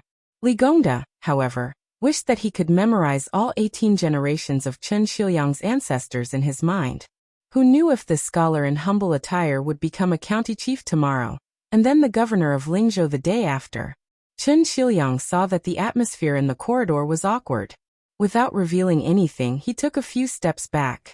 Clasping his hands behind his back, he sized up the precious inscriptions in the corridor. He distanced himself from Su Fengnian and the cool and elegant woman. Su Fengnian smiled and said, "I won't trouble you to see me off. I know the way." Suppressing the shock of their first meeting, Li Fuzhen silently turned around and led the way in front. However, she did not speak the entire time. When they arrived at the E-sect that was too late to open when they left, Su Fengnian thanked her with a warm face and a cold butt. He then led Chen Xiuyang down the steps and into the carriage. Li Fuzhen did not cross the threshold to see them off. She watched as the E-sect slowly closed. In reality, Li Gongda was standing not far behind his daughter. In a quiet voice he said, "Fuzhen, in the past I purposely brought you to the prince's manor because I wanted you to be close to him. This time, I want you to see him off." "That's not the case." Father and daughter slowly walked back into the inner courtyard. Li Gongda slowly said, "There are many confidential inside stories that even a decorative administrator, like me, cannot come into contact with. However, since even Bailiang Protector General was forced to go to Western Shu, I think this man you look down on is not as you think, a crooked tree that can't be supported. You are just like your mother. You can't even pick a man. Back then, your mother refused to marry me no matter what. She secretly admired a talented scholar, and said that I would only be a minor official for the rest of my life. If she married me, she would suffer for the rest of her life. If it weren't for your father, who took advantage of his mother-in-law's growing fondness for her son-in-law and practically tied your mother to a sedan chair, you and the Hanlin Academy would not exist in this world." Looking back at that talented scholar, he clearly had a family background much better than your father's. Even today, in Lingzhou, he is only a county magistrate in a remote village. He has been ostracized in the officialdom. All he can do is return home and vent his anger at his wife. This is because your father did not make things difficult for him. Every day, he would drink and go crazy, saying that he was born in the wrong era and that his ambitions had not been realized. When I was the magistrate of Lingzhou, that fellow had angered the son of a general in the same county, and had almost lost his position as the county magistrate. He was already at the age where he knew his destiny, yet he still shamelessly gave me money, calligraphy, paintings and famous inkstones. As for father, I accepted all of them. If I didn't accept them, I was afraid that he would go bankrupt and jump into the river to commit suicide. Later on, during the county's evaluation, I helped him write 16 words. His character was upright, honest and self-disciplined. He had no grievances in prison, and he was selfless in court. Only then did he keep his position as county magistrate. After that, your father returned everything to him. Your mother has always been kept in the dark about this matter. You can just treat it as a joke. The reason why I'm telling you this is to let you know that a moment of glory and disgrace is nothing. Looking at a man is the same as looking at jade. In the Book of Rites, there is Yin Dagui who does not cut out the finest quality. He is like a fine jade, without a single strand covering the flower. Some men are just like a green jade. Outsiders may think that the color is all right, but the quality and quality are very poor. Fuzhen, don't be in a hurry to defend that fellow that you like. Your father said that he would not break up a couple, so he will keep his promise. These past few years, I have been paving the way for him. Due to his poor family tree, your father helped him enter the ranks. He went from a poor scholar to a noble family. Even if he did not pass the exam, it is fine. Your father helped him go from an official to an official. But look at him. Other than wanting to stick to you all day long, and saying words of love that don't cost him money, has he ever spent any effort on currying favor with the officialdom? Yes, you might say that it is because he has a noble character, and does not want to wallow in the mire. But did he write a few poems that are popular among the people, or something? Or did he work hard to bring benefits to the people? For an official like him, if he does not fight, his spine will not be straight. You are not charming, and your knees are not too bent, But aren't you a little too comfortable? He clearly knows that your father will not starve him to death, so he took out his salary to buy you a few exquisite gifts. Does that mean that he cares about you? Fuzhen, your father is not a pedantic noble family descendant. Today's official position was snatched from others step by step. Your father is stingy and shrewd to everyone, but I am not stingy to you and Hanlin at all. Of all the people you can be angry with, you had to be angry with your father. When has your father ever been wrong about whether someone is good or bad? Of all the people you can listen to, you had to listen to your mother, who is blind. She said that person is good at understanding others, but in your father's eyes, he is just a sweet talker who knows how to coax people. Women are just easily swayed. They can't be counted accurately. Li Fuzhen's eyes were red as she choked and said, after all is said and done, Su Fengnian is also not a good person. When has he ever said any sweet words to women? I don't care if he is a loser or just pretending to be crazy. Li Gongda said calmly, when you met today, your father deliberately let you be alone. Did he say a single word to you? Li Fuzhen wanted to say something but stopped. Li Gongda calmly asked, did he look at you? Li Fuzhen angrily said, I did not look at him. How do I know if he looked at me or not? Li Gongda smiled and said, oh. Then he slowly walked away from the fork in the road.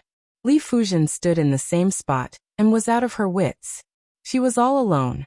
In the carriage far away from the governor's mansion, Chen Shiliang, who was born as a poor scholar, talked about politics as if he was making a joke. Beiliang Province has 3 provinces, Liangyu Province and Ling Province. Liangyu Province and Liangyu Province are important places at the border and border with Beimang. Only Lingzhou Province is relatively fertile. It is a place with more oil and water than Liangyu Province. It forms the structure of Beiliang's general in the north and officials in the south. For the same yamen, the number of officials in Lingzhou Province is usually twice or even 3 times that of the other 2 provinces. It is like the backyard of Beiliang's army when they retire. The children of the officials who are not working in the army also have to come to the various yamens in Lingzhou to get a share of the pie. When the father steps down, the son will take the position, and the grandson will take the position to fish in oil and water. It would be strange if there were not many people. This makes Lingzhou's yamen especially mountainous and intertwined.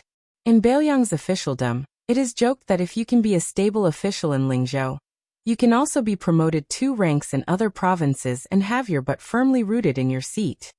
There are benefits for those at the top and there are benefits for those at the bottom. Using Li Gongda as the governor has both advantages and disadvantages. The advantage is that Beiliang's tax collection is not a problem, but this is just a way to reduce expenditure. It is nothing more than taking 2 or 3 of the 10 copper coins that go into the Beiliang's private pockets and giving it to the Beiliang army. Furthermore, Li Gongda is not the kind of good official who can get more money. Beiliang's salt and iron are huge profits, and the government has always been unable to make a profit. Furthermore, there are many powerful families of generals who take the initiative to seal and seize the profits. Write a detailed report about the salt and iron official camp for me. Su Fengnian nodded. Chen Shiliang gladly accepted the order.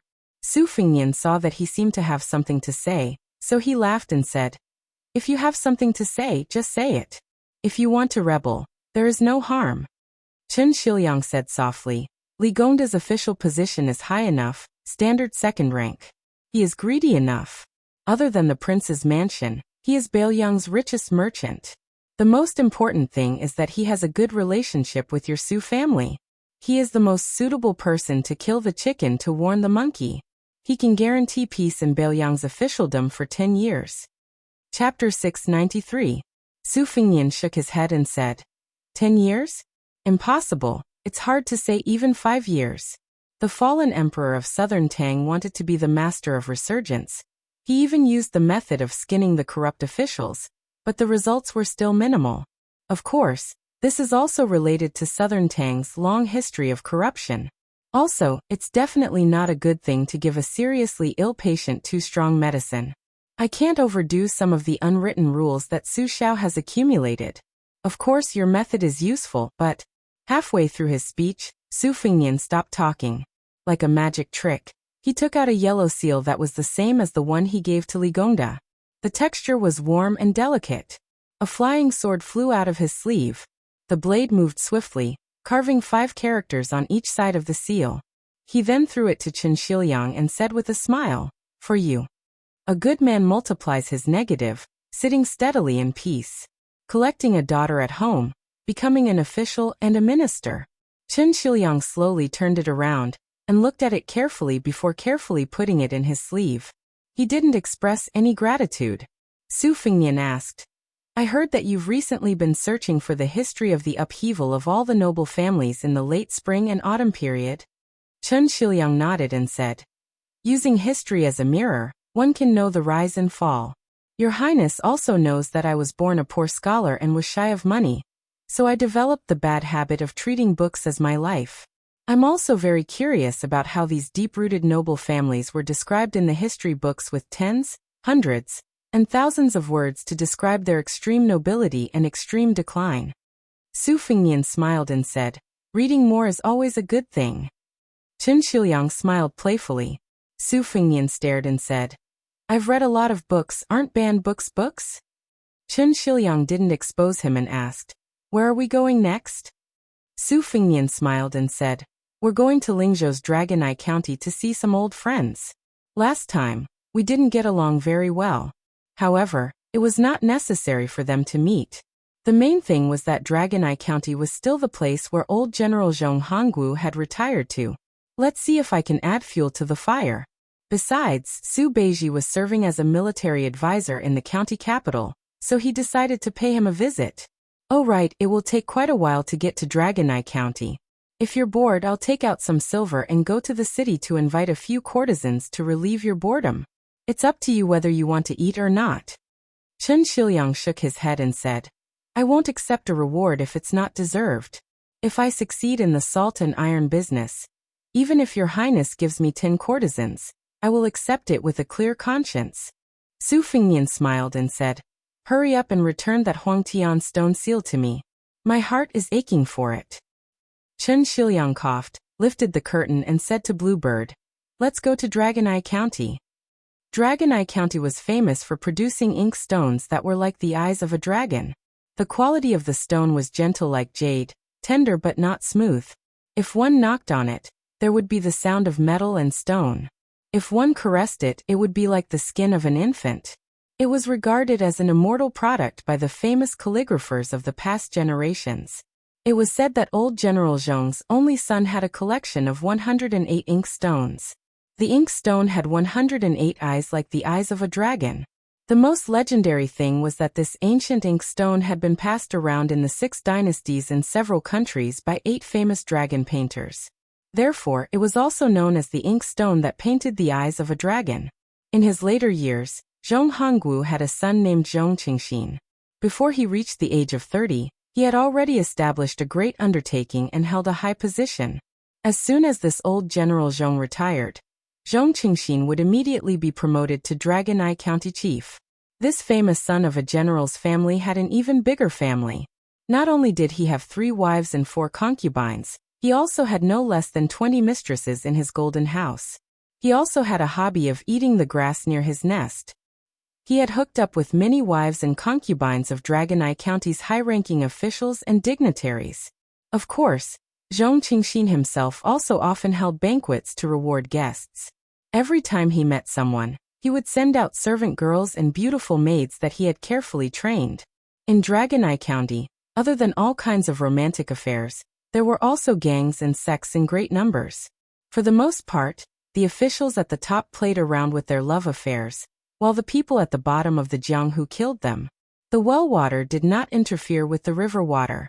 Moreover, in recent years, the trend was that if the sects wanted to expand, they would have to compete to see who could get closer to the government. One by one, the well water flowed into the river water. There were very few people who persisted in establishing their own sect, and did not observe the situation. Su Fengnian's carriage entered the county's Baiba city. From the name of the county, it could be seen that the ancient inkstone in Zhong Qingxin's hand was priceless. Su Fengnian knew the ins and outs of the Fish Dragon Gang very well. Although the Fish Dragon Gang had completed the big business in Beimang worth tens of thousands of taels of silver, the Fish Dragon Gang did not get much money. The several thousand taels of silver that Zhou Ziru, the young master of Maguan, paid as compensation were also given to the families of the gang members who died in a foreign land. To make matters worse, the deputy leader Xiao Chong and the chief guest Gong Sunyang were both dead. This was a loss that could not be measured with money. The Fish Dragon Gang originally wanted to rely on this business to turn their fortunes around. However, they did not expect that the disciples of the military families in Lingzhou City would turn their backs on them after the business was completed. They even ignored the Fish Dragon Gang's subsequent visits. Fortunately, the granddaughter of the old leader connected with the business in Beimang City and was able to do some unique business that allowed them to maintain the gang's operations. However, when Liang Meng started a fight, the Fish Dragon Gang, which had been hanging on by trading at the border, was beaten back to its original state. Many of the gang members began to turn to other sections. When you're rich, you're warm. When you're poor, you're naturally cold. The barren real estate under the name of Old Master Lu of the Fish Dragons was located in the southwest part of the county. It used to be a long street, but it was sold to the neighbors every now and then. The neighborhood on both sides was getting bigger and bigger. The Fish Dragons, which only had one martial arts club left, was caught in the middle, which was very awkward. Fortunately, the martial arts club where their lifeblood was located occupied a large area. The Fish Dragons was an old gang that had been through a lot. Many of the gang members, including their descendants, had relied on Old Master Lu to make a living. Even if they wanted to leave, no one would take them in. The Fish Dragons were weak, but on the surface they were still okay. At most, there were only 200 people left. As for the strong young men who could fight for territory, it was hard to say. The carriage stopped opposite the dojo of the Fish Dragons. Not many gangs in the city dared to openly hang their banners with their gang's name on them. There were only 1 or 2 gangs in the entire Lingzhou, and they all had powerful backgrounds. Dragon Eye County originally had a rival of the Fish Dragons, the Honghu sect.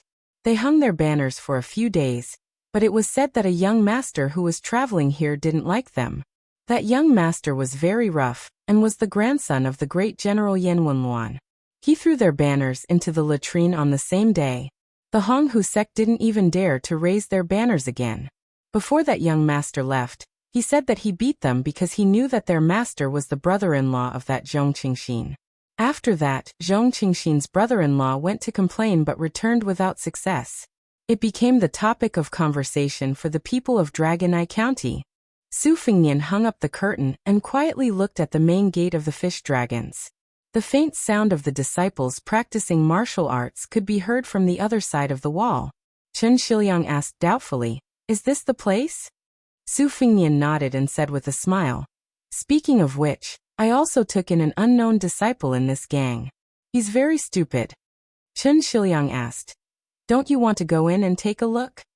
Su Fengnian put down the curtain and shook his head. "Forget it. I was wearing a mask at that time, so he wouldn't recognize me even if he saw me. Let's go, Bluebird." The carriage slowly drove out of the street. Just as it turned the corner, a large group of strong men rushed into the street with great momentum. They were just short of hanging a sign on their bodies saying that they were gathering for a brawl. Su Fengnian opened the side curtain and frowned. He saw the people of the neighborhood pointing and said slowly, "Liangxi, go and ask around." Chen Liangxi got off the carriage and soon returned to the carriage. He said with a smile, "It's the same old story. There's a girl called Lu Narong in the Fish Dragon Gang.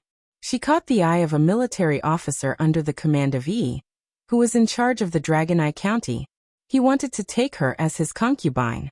It seems that the Fish Dragon Gang didn't know what was good for them and rejected him. Perhaps they forgot to give the rank 7 military officer a way out. Your Highness, there's something I've wanted to say for a long time. Beiliang's military titles are really unreasonable. Officers and military officers are too worthless. They should be changed and simplified. In this aspect, Beimang is much better." Su Fengnian nodded. Just as he was about to put down the curtain and let the Fish Dragons gang pass the tribulation, he caught a glimpse of a group of more than 30 armored soldiers in the distance. Chen Liangxi glanced at them and sneered. "Hey, this military officer of Dragon Eye County has some tricks up his sleeve. It seems that he wants to punish both sides fairly and selflessly. However, I think that those who went to cause trouble can definitely bear the punishment, but the Fish Dragons gang can't. It's really a waste of talent to be a rank 7 military officer. It seems that if we really want to rectify these Jianghu sects in Beiliang, we'll have to cut off many people's source of income. Su Fingnian lowered his head and put on a root-shaped mask. He said indifferently, "Then let's go and watch the show." The street that originally had shops and hawkers was now empty. Most of the 100 or so men had broken into the Fish Dragons gang, leaving 7 or 8 relatively thin and weak fish outside to keep watch. Among them, a crooked and skinny monkey with sharp eyes saw Blue Bird. He called his friends and ran all the way here while drooling. It was nothing more than the usual 3 axes used by the scoundrels and ruffians. One couldn't expect these guys who didn't know many words to have any new ideas. When they saw that the delicate and pretty woman in green robes and embroidered shoes remained unmoved, they did not dare to immediately take action. She was someone who would foolishly drive her into trouble, and she might not be someone they could afford to offend. She might not be someone they could afford to offend. She might be a pawn who ran the docks, and her worldview might not be great, but that did not mean that she did not have her own survival knowledge and climbing skills. Even though the thin monkey did not attack, he still had the guts to use his mouth. His mouth was full of obscenities, and his gaze was obscene. His brothers beside him cheered for him. Then they saw a young man with white hair walk out of the carriage with a smile. They subconsciously took a few steps back. Su Fingnian jumped off the carriage lightly and took the horsewhip from Blue Bird. He twisted it in his hand and asked pleasantly, "Brothers, are you from the Great Tiger sect?" The skinny monkey-like man swallowed a mouthful of saliva and asked in a threatening manner, "Which path are you on?" Su Fingnian pointed at the Fish Dragons gang with the horsewhip. "You can say that I'm from this sect." Chapter 694. Hearing this, the skinny monkey-like man was relieved. He grinned and turned around shouting, "Come here, there's a fish that escaped from the Fish Dragons." He was obviously very proud of being able to mention the fish that escaped from the Fish Dragons. He knew how to be a scholar. The other 4 men rushed over in a hubbub. There were 8 of them, and they all looked ferocious. The so-called Jianghu at the bottom relied on having more people, more hands and more sticks. Unfortunately, this time the higher-ups had clearly said that they were not allowed to use their weapons. This made the 8 men somewhat unhappy. Before they could make a move, howls and screams came from inside the wall. Then soldiers with spears who had been waiting for a long time rushed in. The 8 men subconsciously turned their heads to look. Just as they were about to look away, they fell to the ground. Su Fingnian brought Blue Bird, who had not fought much, to the martial arts center. Chen Liangxi followed behind them. Just as they went up the stairs, they heard a captain say gloomily, "More than 100 people gathered to fight. The main culprit will be banished to the army. Using weapons to injure people is an additional crime. The whole gang will be sent to the border." Lu Narong of the Fish Dragons kneeled down. On the sand-covered training field, Lu Narong, who had angrily attacked with her sword, was livid. In fact, only one of the leaders of the Great Tiger sect fell to her sword. The rest of the people took out their own daggers and cut their arms or legs. Then, they threw the daggers far away and lay on the ground, pretending to be heartbroken. This was a trap that had been planned for a long time. When the leader of the Great Tiger sect went to take down the plaque of the Fish Dragons and stomped it, Lu Narong was not unaware of it. She simply could not bear the humiliation. At this moment, she was gnashing her teeth. She wanted to kill the captain who always hung around the leader of the Great Tiger sect. Vice leader Xiaochang's son, Xiaoling, held an ivory fan in his hand. He looked handsome and elegant. He exchanged glances with the leader of the Great Tiger sect, who was lying on the ground pretending to be dead. He smiled faintly. Just as he was about to take a step forward, he saw 3 strangers at the door from the corner of his eye. Xiaoling subconsciously retracted his foot. In the end, he resisted the urge to take a step forward. If he took a step forward, it would mean that his meticulous plan was laid out on the table. In Xiaoling's field of vision, Chen Shiliang sneered softly, "I underestimated the captain. It turns out that one side will be lightly beaten 10 times, and the other side will be beaten 150 times. Your Highness, why don't you promote such a smart person?" Xiaoling. Xiao Chong had colluded with the horse bandits and to frame to pave the way for his son. It seemed that Xiaoling didn't let his fathers, so he did it himself. He himself. It was Xiaoling. Was. The young man from the fish dragons, Wang Dashi, also saw Su Fingnian, but he didn't shout. He just waved his hand secretly, indicating that Su Fingnian should leave the martial arts club as soon as possible. It was the same as the night battle at Tuma Pass. As long as the government was involved, especially the local soldiers, young Master Su's status as a relative of the general's mansion's steward was completely useless. Su Fingnian walked over with his horsewhip and said to the captain, "I have a friend surnamed Su. He's a military officer in this city. I hope you can give him some face." Military officer? He was barely an official. He didn't have any real power. However, the person standing behind the junior captain was a field officer under Yi's command, whose rank was much higher than his. Besides, Great General Mansion was indirectly connected to Great Tiger Sect. "You're just a little military officer. Who do you think you are?" What's more, the captain, who knew everything about Dragon Eye County, had never heard of any son of an official surnamed Su, so he didn't take it seriously. Usually, if there really was such a person, he would just do some small favors. Now, even if there were 10 military officers, he would treat them as if they were farts. The captain didn't dare to fight with Lu Su and Lu Narong. He was eager to have someone hit the tip of the spear to show his power. He didn't unsheath his cold knife. He just smashed the scabbard at the man's chest. Bluebird kicked out, and the captain flew into the martial arts hall. Then everyone slowly turned their heads. They didn't see the military officer come out. Old gang leader Lu Su, who was considered an expert in Lingzhou, narrowed his eyes. His heart shivered. It wasn't hard to kick someone to death, or kick them a few zhang away. Even Lu Su, who was an expert in external martial arts, could do it. But to kick them a few zhang away and not kill them, he admitted that he couldn't do it. A soldier stabbed his spear at Bluebird. Qing Niao raised her leg and stomped down. Under everyone's watchful eyes, the sharp spears were unable to hurt her in the slightest. Instead, one of the spears bent into an arc and bounced off the sturdy armored soldier's chest, causing him to fall heavily to the ground. Bluebird tiptoed and the spear straightened in the air. She held the end of the spear with one hand. With a flick of her wrist, the spear tip turned into a terrifying circle. Lu Su was dumbfounded. When did Lingzhou have such a young top expert? Moreover, it was a woman with delicate features? Su Fingnian tilted his head and smiled. "Bluebird, bring our brother Shiliang to ask Su Jizi to call for reinforcements." Bluebird nodded.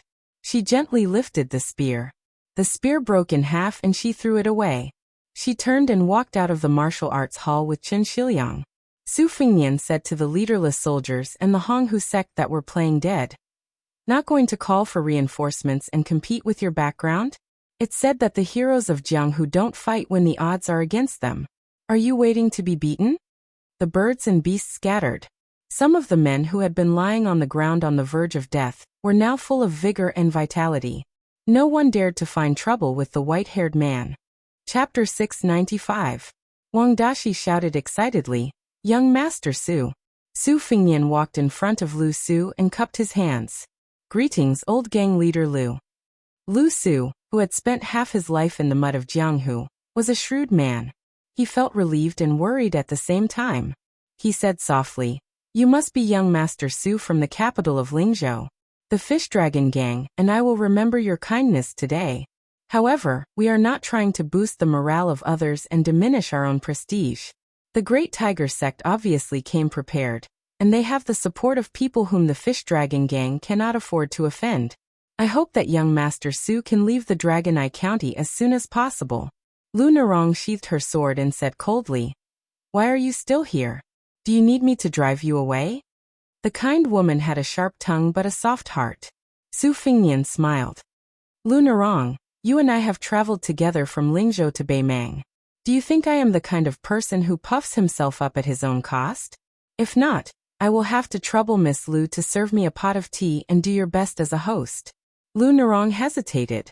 Su Fingnian said helplessly, "Let's not talk about anything else. I have to wait for someone." Lu Narong snorted and walked to the hall. Old gang leader Lu had heard about his granddaughter's experience in Beimang, and had always thought highly of this mysterious young Master Su. After weighing the pros and cons, he didn't insist. Su Fingyan approached Xiao Ling and said softly, "Young Master Xiao, fortunately I came in time. Otherwise, you would have fallen out with your favorite Miss Lu. Was it dangerous?" Xiao Ling frowned. "What did young Master Su say? Why can't I understand?" Su Fingyan smiled. "Then I will say that I killed your father Xiao Chong. The letter your father sent you before he died was written by me. Do you understand?" Xiao Ling trembled as if he was struck by lightning. Su Fingyan said slowly, "The letter clearly stated that you should know your place and behave yourself. Why did you take the risk out of desperation? Or do you want to destroy Lu Narong with your own hands since you can't get her? Or are you thinking that one day, she will be tired of being played by the nobles of Dragon Eye Commandery, and then it will be your turn to have a taste?" Xiao Ling's eyes turned red. Su Fingyan put his arm around this playboy's shoulder, as if they were old friends. "You're just like your father. Both of you are too smart. As for me, I'm not a good person either. Heh, it's a pity that Lu Narong is in love with me. I'm going to piss you off, you trash who can't even get close to her. I've heard that there are many senior brothers in Jianghu who were angered to death by their childhood sweethearts and junior sisters who changed their minds after they grew up. Unfortunately, you're one of them. I'll ask Xiao Rongrong to send you an invitation later."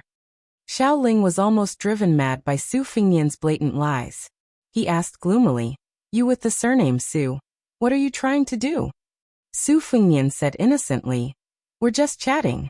Why else would I expose you as a traitor? No one would believe an outsider like me even if I told them. It's fun to piss you off." Xiao Ling smiled viciously. "You're a white-haired guy. How many years can you live? How many years can you enjoy?" Su Fingyan said indifferently, "How many years can I live? Look at Lu Narong's figure, that waist, that butt. If it were you, wouldn't you be willing to live a few years less in exchange for every night of pleasure?" Xiao Ling finally couldn't help but curse. "You bastard." "Same to you. Just you wait. I'll get someone to kill you." "Oh. If you wait a moment longer, you'll die a horrible death." "Okay, then I'll kill you before I die. Are you begging me to die, or begging me not to die?" Outsiders didn't know the truth. They thought that the two young masters regretted not meeting each other earlier. Only a few people were qualified to sit here. Even Xiao Ling, the son of the deputy leader of the Fish Dragon Gang, didn't have this privilege. Now the gang's talents had withered. Some had died, and some had retired. Only old gang leader Lu and two elders were sitting in the hall. Su Fingyan ignored Xiao Ling and left quietly. Lu Narong poured tea for Su Fingyan herself. When she bent down to pour tea for Su Fingyan, she asked fiercely, "Is it fun?" Su Fingyan took the teacup and said calmly, "I just happened to pass by. Let me give you a piece of advice. Don't overestimate your beauty." The young man, Wang Dashi, stood behind Su Fingyan and laughed foolishly. In the eyes of this young man, whose Jianghu experience was limited to the trip to Beimang, young Master Su was undoubtedly one of the top masters in Jianghu. Young Master Su was outstanding in martial arts, chivalrous, and had taught him a set of peerless martial arts. Of course, it was only because he was stupid that he couldn't grasp the essence of it. Lu Narong, who had a pair of beautiful legs, turned and left with a frosty face. She stood behind Lu Narong. Su Fingyan took a sip of tea and raised his head to ask, "Why didn't the Fish Dragon Gang hang the flag?" Old gang leader Lu and the two elders smiled bitterly. It turned out that he was just a fledgling in Jianghu. They guessed that he only dared to swagger in Jianghu because of his good family background and an expert retainer. Old gang leader Lu sighed in his heart. If he had known this would happen, he wouldn't have let this young Master Su get involved in this mess even if he had to throw away his dignity. Old gang leader Lu immediately felt somewhat puzzled. That trip to the northern Mang had been so bumpy and thrilling. According to Enai Rong's granddaughter's narration, this young Master Su had appeared to be very experienced and ruthless. He had dealt with many matters almost harshly and mercilessly. Did his granddaughter misjudge him? Chapter 696.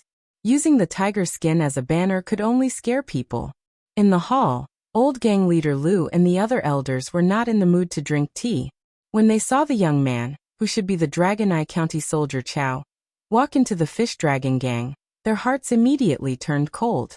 This Gongzi's appearance and bearing were not bad, but how many scholars like him were there in the Dragon Eye County? Not to mention the distant ones, just Xiao Ling in the gang. Just by looking at his appearance, he could be the son of an aristocratic family in the county governor's mansion. Baoyang was a classic example of a military general being arrogant and lowering his head to a civil official. If he really offended a military officer with real power, what was the use?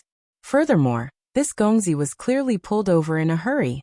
He was alone and was probably doing some simple work like writing in the yamen. There were still ink stains on his hands that he did not have time to wash off. When the young soldier Chow saw young Master Su, who was calm and composed, he did not lower his head and slowly sat down. He smiled and asked for a cup of hot tea from the fish dragon gang to warm his stomach. Old gang leader Lu sighed in his heart. It seemed that the young and white-haired young Master Su was not a popular figure in Lingzhou. Otherwise, a small official of the Dragon Eye County would not be so negligent.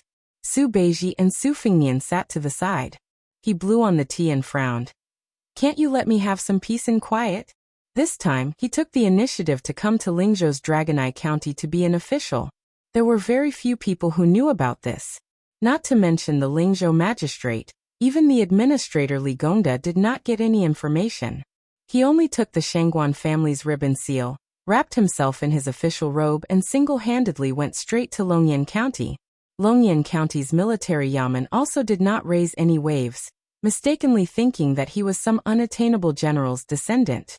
There were also a few local tyrants who made several attempts to probe him, but they were all casually dismissed by Su Beiji, and then he was immediately sidelined. What he got was some labor work without meat or fish, without oil and water. When everybody saw Su Beiji enjoying himself, they treated him even less seriously. In addition, there were 1,000 elite cavalry secretly transferred into Longyan County without any warning sign, so that many powers were on tenterhooks. Who would still have the mind to get to the bottom of the matter with a soldier? Chao Xiangjuan? The cavalry's commanding general was surnamed Wang, and his given name was Wang Ji. The deputy general was called Hong Shuwen. Both of their official positions were one rank higher than ordinary field officers. They could be considered important figures in the Baoyang army who were not well known, but who suddenly held the commander's seal. This elite cavalry had never interfered with the local military and politics. The entire Longyan County was guessing back and forth. They only thought that the king of Baoyang attached great importance to great General Zhong Honggu, who had taken off his armor and returned to his field. This was to show that the great general's favor had not diminished. Su Fingnian chuckled in a low voice. Keep your complaints to yourself for now. Has Xu Liang told you about the general situation? Su Beiji said calmly. What's so strange about the collusion between the local powers? But you're also heartless. Are you trying to use me as bait to lure out the Zhong family? But aren't you worried about alerting the enemy? If you really provoke Zhong Honggu, let's see how you're going to deal with it. Old gang leader Lu only saw the two young people whispering to each other. Looking at their calm demeanor in the face of danger, one could say that a newborn calf was not afraid of a tiger, or that an inexperienced and ignorant person was fearless. Old gang leader Lu sighed with emotion at his own extraordinary age. The fish dragon gang's foundation today was not built by talking and laughing with his old brothers in desperate situations countless times. Old gang leader Lu subconsciously turned his head to look at his granddaughter. Was he really going to put this burden on her shoulders? Wouldn't that cause her to give up the happiness of a woman's husband and children? Old gang leader Lu was not a pedantic elder who favored boys over girls, but it was precisely because he loved his granddaughter from the bottom of his heart that he was unwilling to let Lu Nerong walk on the same path as him. As soon as one entered Jianghu, it was inevitable to make enemies and make enemies on all sides. How many people could really live until the day they washed their hands of gold in a basin? The teacup on the table began to tremble, and the tea swayed slightly. Old gang leader Lu and several old men who had been fighting for a long time became serious. The junior captain who had been kicked into the hall by the woman in green had been carried to the backyard for treatment. It was difficult to invite the devil in, but it was even more difficult to send him away. It seemed that today's disaster was inevitable. Earlier, old gang leader Lu had tried to evacuate the gang members, old and young, from the back door and go to their relatives' houses in the countryside to lie low. But as soon as they went out, they saw a group of strong men from the Flood Tiger sect blocking the entrance to the street. They were determined to catch all of them in one fell swoop and uproot the Fish Dragon Gang from Dragon Eye County. Old gang leader Lu was a veteran of Jianghu, so he always paid particular attention to not implicating the family members, and would never cross the bottom line. This kind of unwritten Jianghu rule was more important than the national law to the old men. But nowadays, the new gangs and sects were more ruthless than the previous one. They completely eliminated the root of the problem. In the past 5 years, there had been 5 or 6 massacres in Dragon Eye County. After the massacres, the government would investigate and send a few boxes of silver to the sons or concubines of the officials to close the case with a personal grudge. No matter how many dozens of murders you had committed, you only needed 1 or 2 scapegoats to pay with their lives. And those scapegoats whose families had received a large amount of compensation were regarded as heroes in Jianghu. Even before they were beheaded, they were still heroic and heroic, shouting that they were still a hero even after 18 years. This could arouse the passion of countless young Jianghu people around the execution ground. This made old gang leader Lu, who had scrupulously followed the rules for most of his life, feel strange and somewhat disheartened. More than 10 strong riders directly rode into the Fish Dragon Gang's dojo, followed by more than 100 elite soldiers in bright armor with swords. Chapter 697. Tang Zi, the lieutenant under Yi's command, sat high on his horse and looked down. He probably felt that he was qualified to look down on the world in this tiny Dragon Eye prefecture. With a sneer, he directly skipped over Lu Su and the other old guys and paused on the woman in green and the white-haired man for a while before looking straight at Lu Nerong, who was standing gracefully at the door. His cold eyes hid the passion of a man looking at a beautiful woman. Tang Zi was not a repulsive person. He was tall and sturdy and was the second generation of a general family in northern Liang. He had gone to the border of Yuzhou and obtained military exploits that outsiders did not know were real or fake. After returning to Dragon Eye Prefecture, he started from the second lieutenant and gradually became the lieutenant under Yi's command, who controlled 300 armored soldiers. Such a successful and famous general wanted to take a woman from Jianghu as his concubine. The Fish Dragon Gang should be happy, but they repeatedly refused. Did they really think that Tang Zi was a clay bodhisattva who did not have any anger? If you follow me, even if your Fish Dragon Gang doesn't become the #1 gang in Lingzhou, at the very least, you will be able to dominate Dragon Eye County right under the nose of General Zhong. With my Yi family's officers and the Tang family's support for your father-in-law Lu Su, who dares to be disrespectful to you?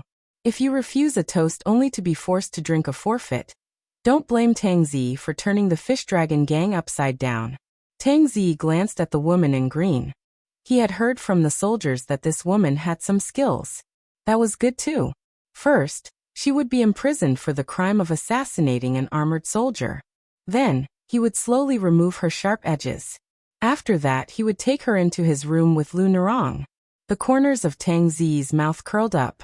He did not like the soft and weak women in the brothel. They could not withstand the whipping and always made him, a lieutenant under Yi's command, uninterested. Only women like Lu Nerong, who had learned martial arts and knew some martial arts, were delicious to Tang Zi. This kind of woman with a pair of beautiful legs and a unique waist could really make a man ascend to immortality in bed. Tang Zi did things flawlessly, and was deeply influenced by his family background. He did not give people the bad impression of bullying others.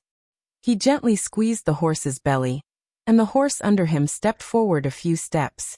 Tang Zi said in a clear voice, "This general acts according to the law. Who dares to stop me? I've heard that Lieutenant Chao is here. Come out and meet me." Chen Shiliang chuckled beside Su Fengnian. "Nice table manners." Su Fengnian sighed. "Now that's tricky." Su Beiji slowly stepped over the threshold and walked to the top of the stairs. "This one is Su Beiji. I was appointed as Longyan County's Sergeant Chao 10 years ago." Tang Zi said sternly, "Since you are an official of Bailiang, you should know that the Fish Dragon Gang and the Red Tiger sect gathered together to fight.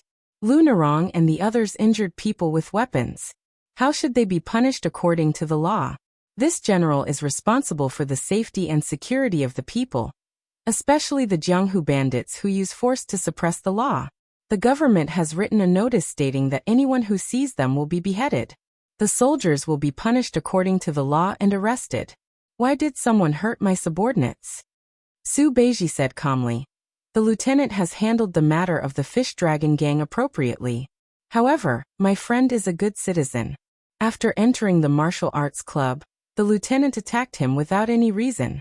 According to Beiliang's military law, his military status will be revoked and he will be beheaded immediately.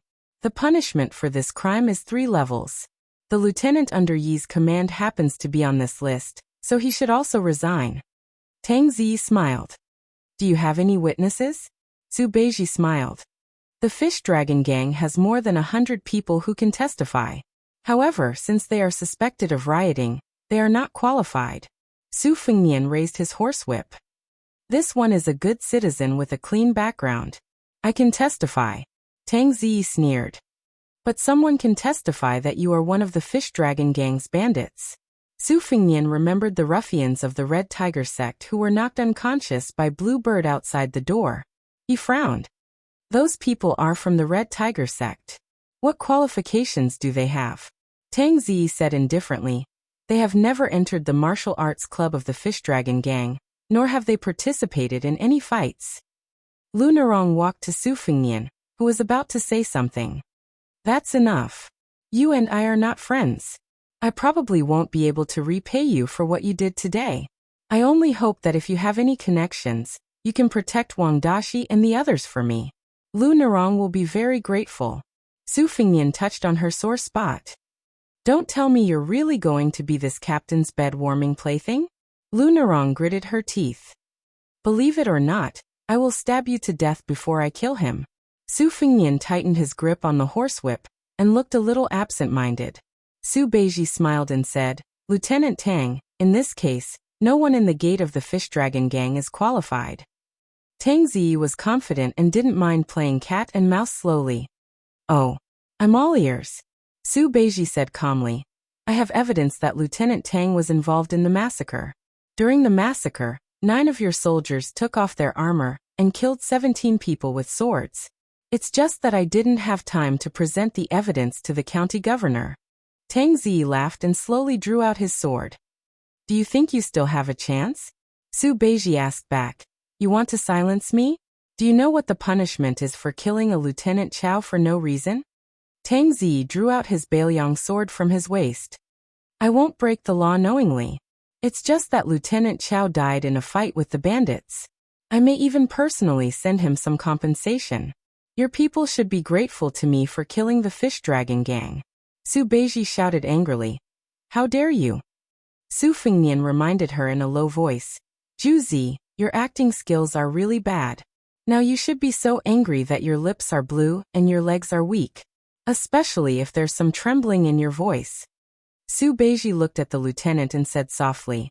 If you can do it, why don't you do it? By the way, do you really have evidence? No, I do know the truth, but I don't have evidence. Your acting skills are average, but you're good at digging holes. Don't delay my fishing. Lu Nerong, who was standing at the side and listening to every word, didn't understand what was wrong with this world. Chapter 698.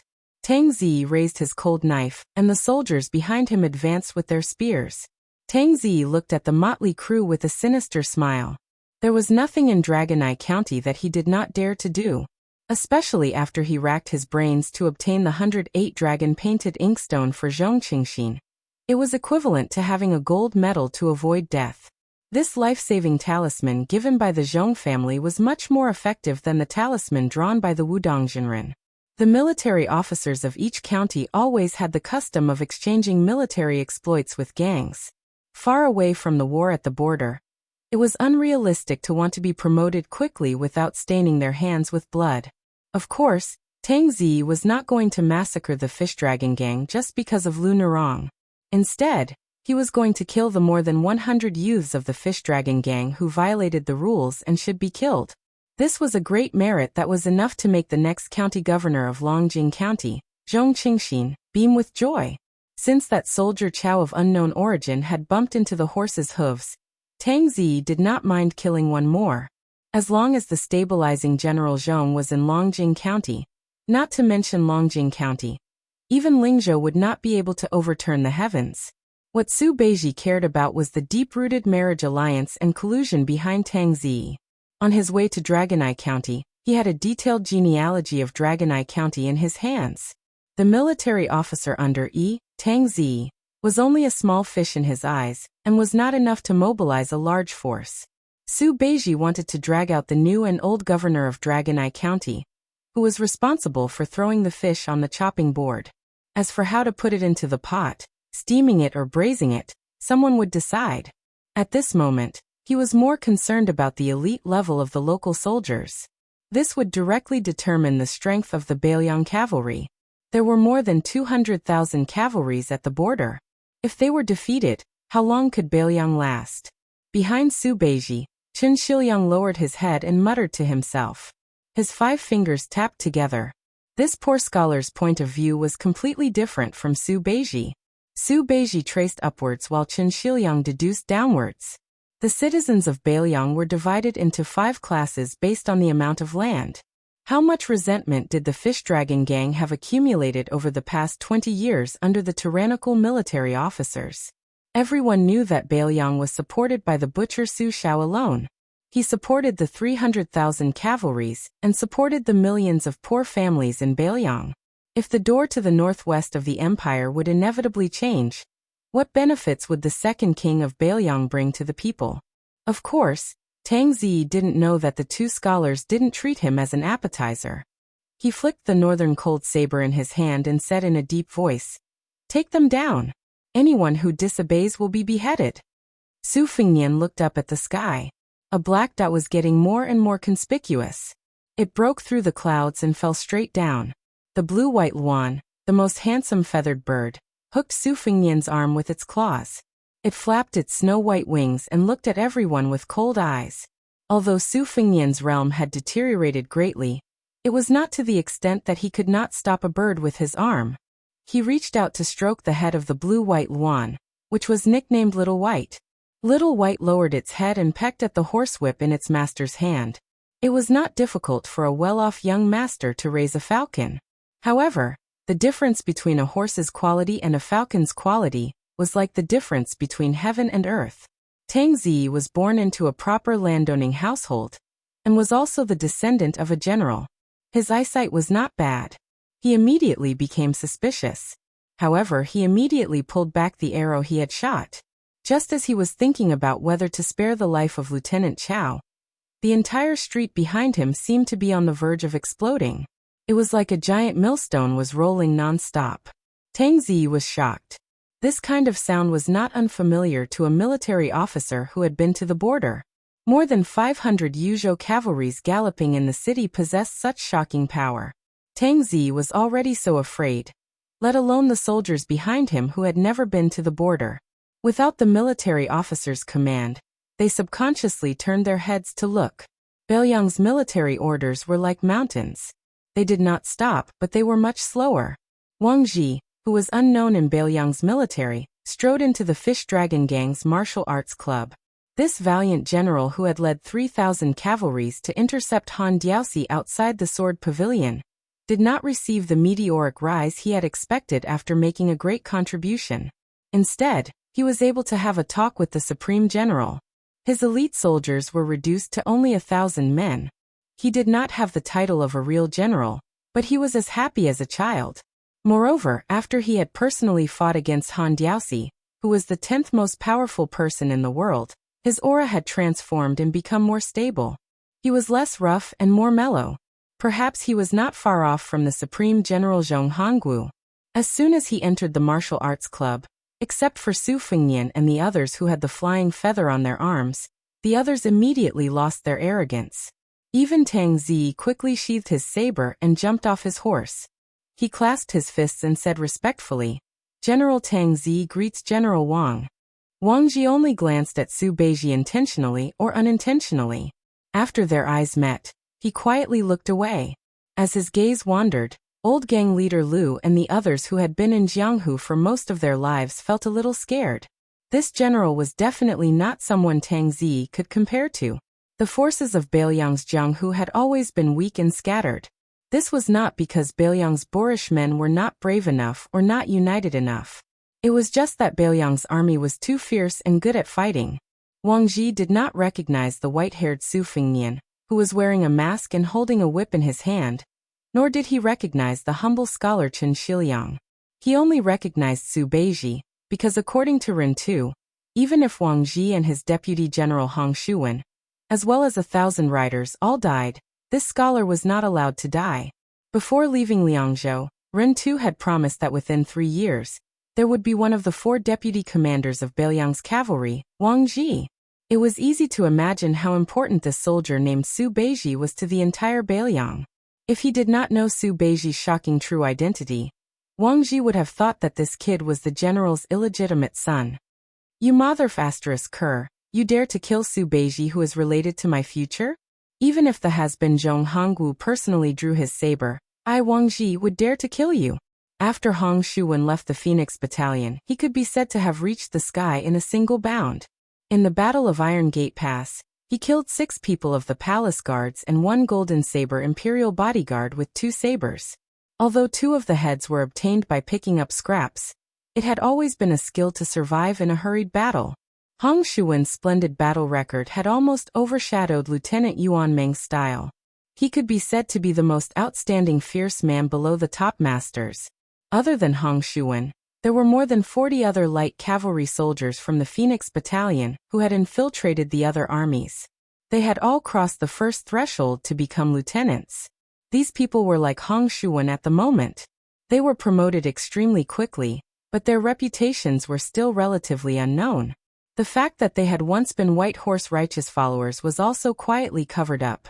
Hong Shuwen followed behind General Wang Ji with 2 sabers hanging from his waist. As usual, he looked drowsy and dispirited, like a tiger taking a nap. Wang Ji did not hesitate. He laughed coldly and said, "Remove your sabers." Being forced to remove one's saber in the Bailiang army was undoubtedly a great humiliation. It was equivalent to the civil officials of the imperial court being forced to remove their official status. Tang Zi's expression was ugly. He slowly removed his saber. Although he was very afraid of this foreign general whose background was a mystery, he still removed his saber. At the same time he gritted his teeth and asked, "May I be so bold as to ask, General, why do you want me to remove my saber?" Chapter 699. Wang Ji said coldly, "Don't talk nonsense with me. If I want you to take off your saber, then take it off. If you have the ability, go complain to your backer. If you can get reinforcements to make me take back my order, then you have the ability. If Wang Ji sees you in the future, I will avoid you and take a detour. Hey, I might as well tell you the truth. I have long been displeased with you. A commandant under the army who fills your own pockets with money. A day's worth of money is equivalent to half a year's salary. Today, I will take off your saber. Su Beiji is this general's blood brother. These days he's been ostracized by you bunch of bastards. Don't join the army and become an official. Tomorrow, I'll replace you as the commandant of the army. In any case, your ass is full of sh**t. Anyone else would be more justified than you to be the commandant. Take off your saber, and get out of here with your bunch of trash." Tang Zi was infuriated to the extreme. This foreigner's table manners were so unsightly that he didn't even want to share a cup of the soup. Why did he have to take drastic measures and eat all of it alone? Tang Zi's face was filled with a sneer and anger. "Since you did it, don't blame me for doing it 15 times. Tang Zi took off his saber and threw it on the ground. When he threw it, the soldiers in the martial arts hall all lost their Bailiang sabers and spears. They were all overflowing with indignation and anger. If they were asked to deal with a gang like the Fish Dragon gang without any backing, they could be unscrupulous. However, when faced with a general with 1,000 cavalry, they didn't have the guts. When the immortals fought, smoke rose everywhere. Naturally, the immortals above would use their trump cards to deal with each other.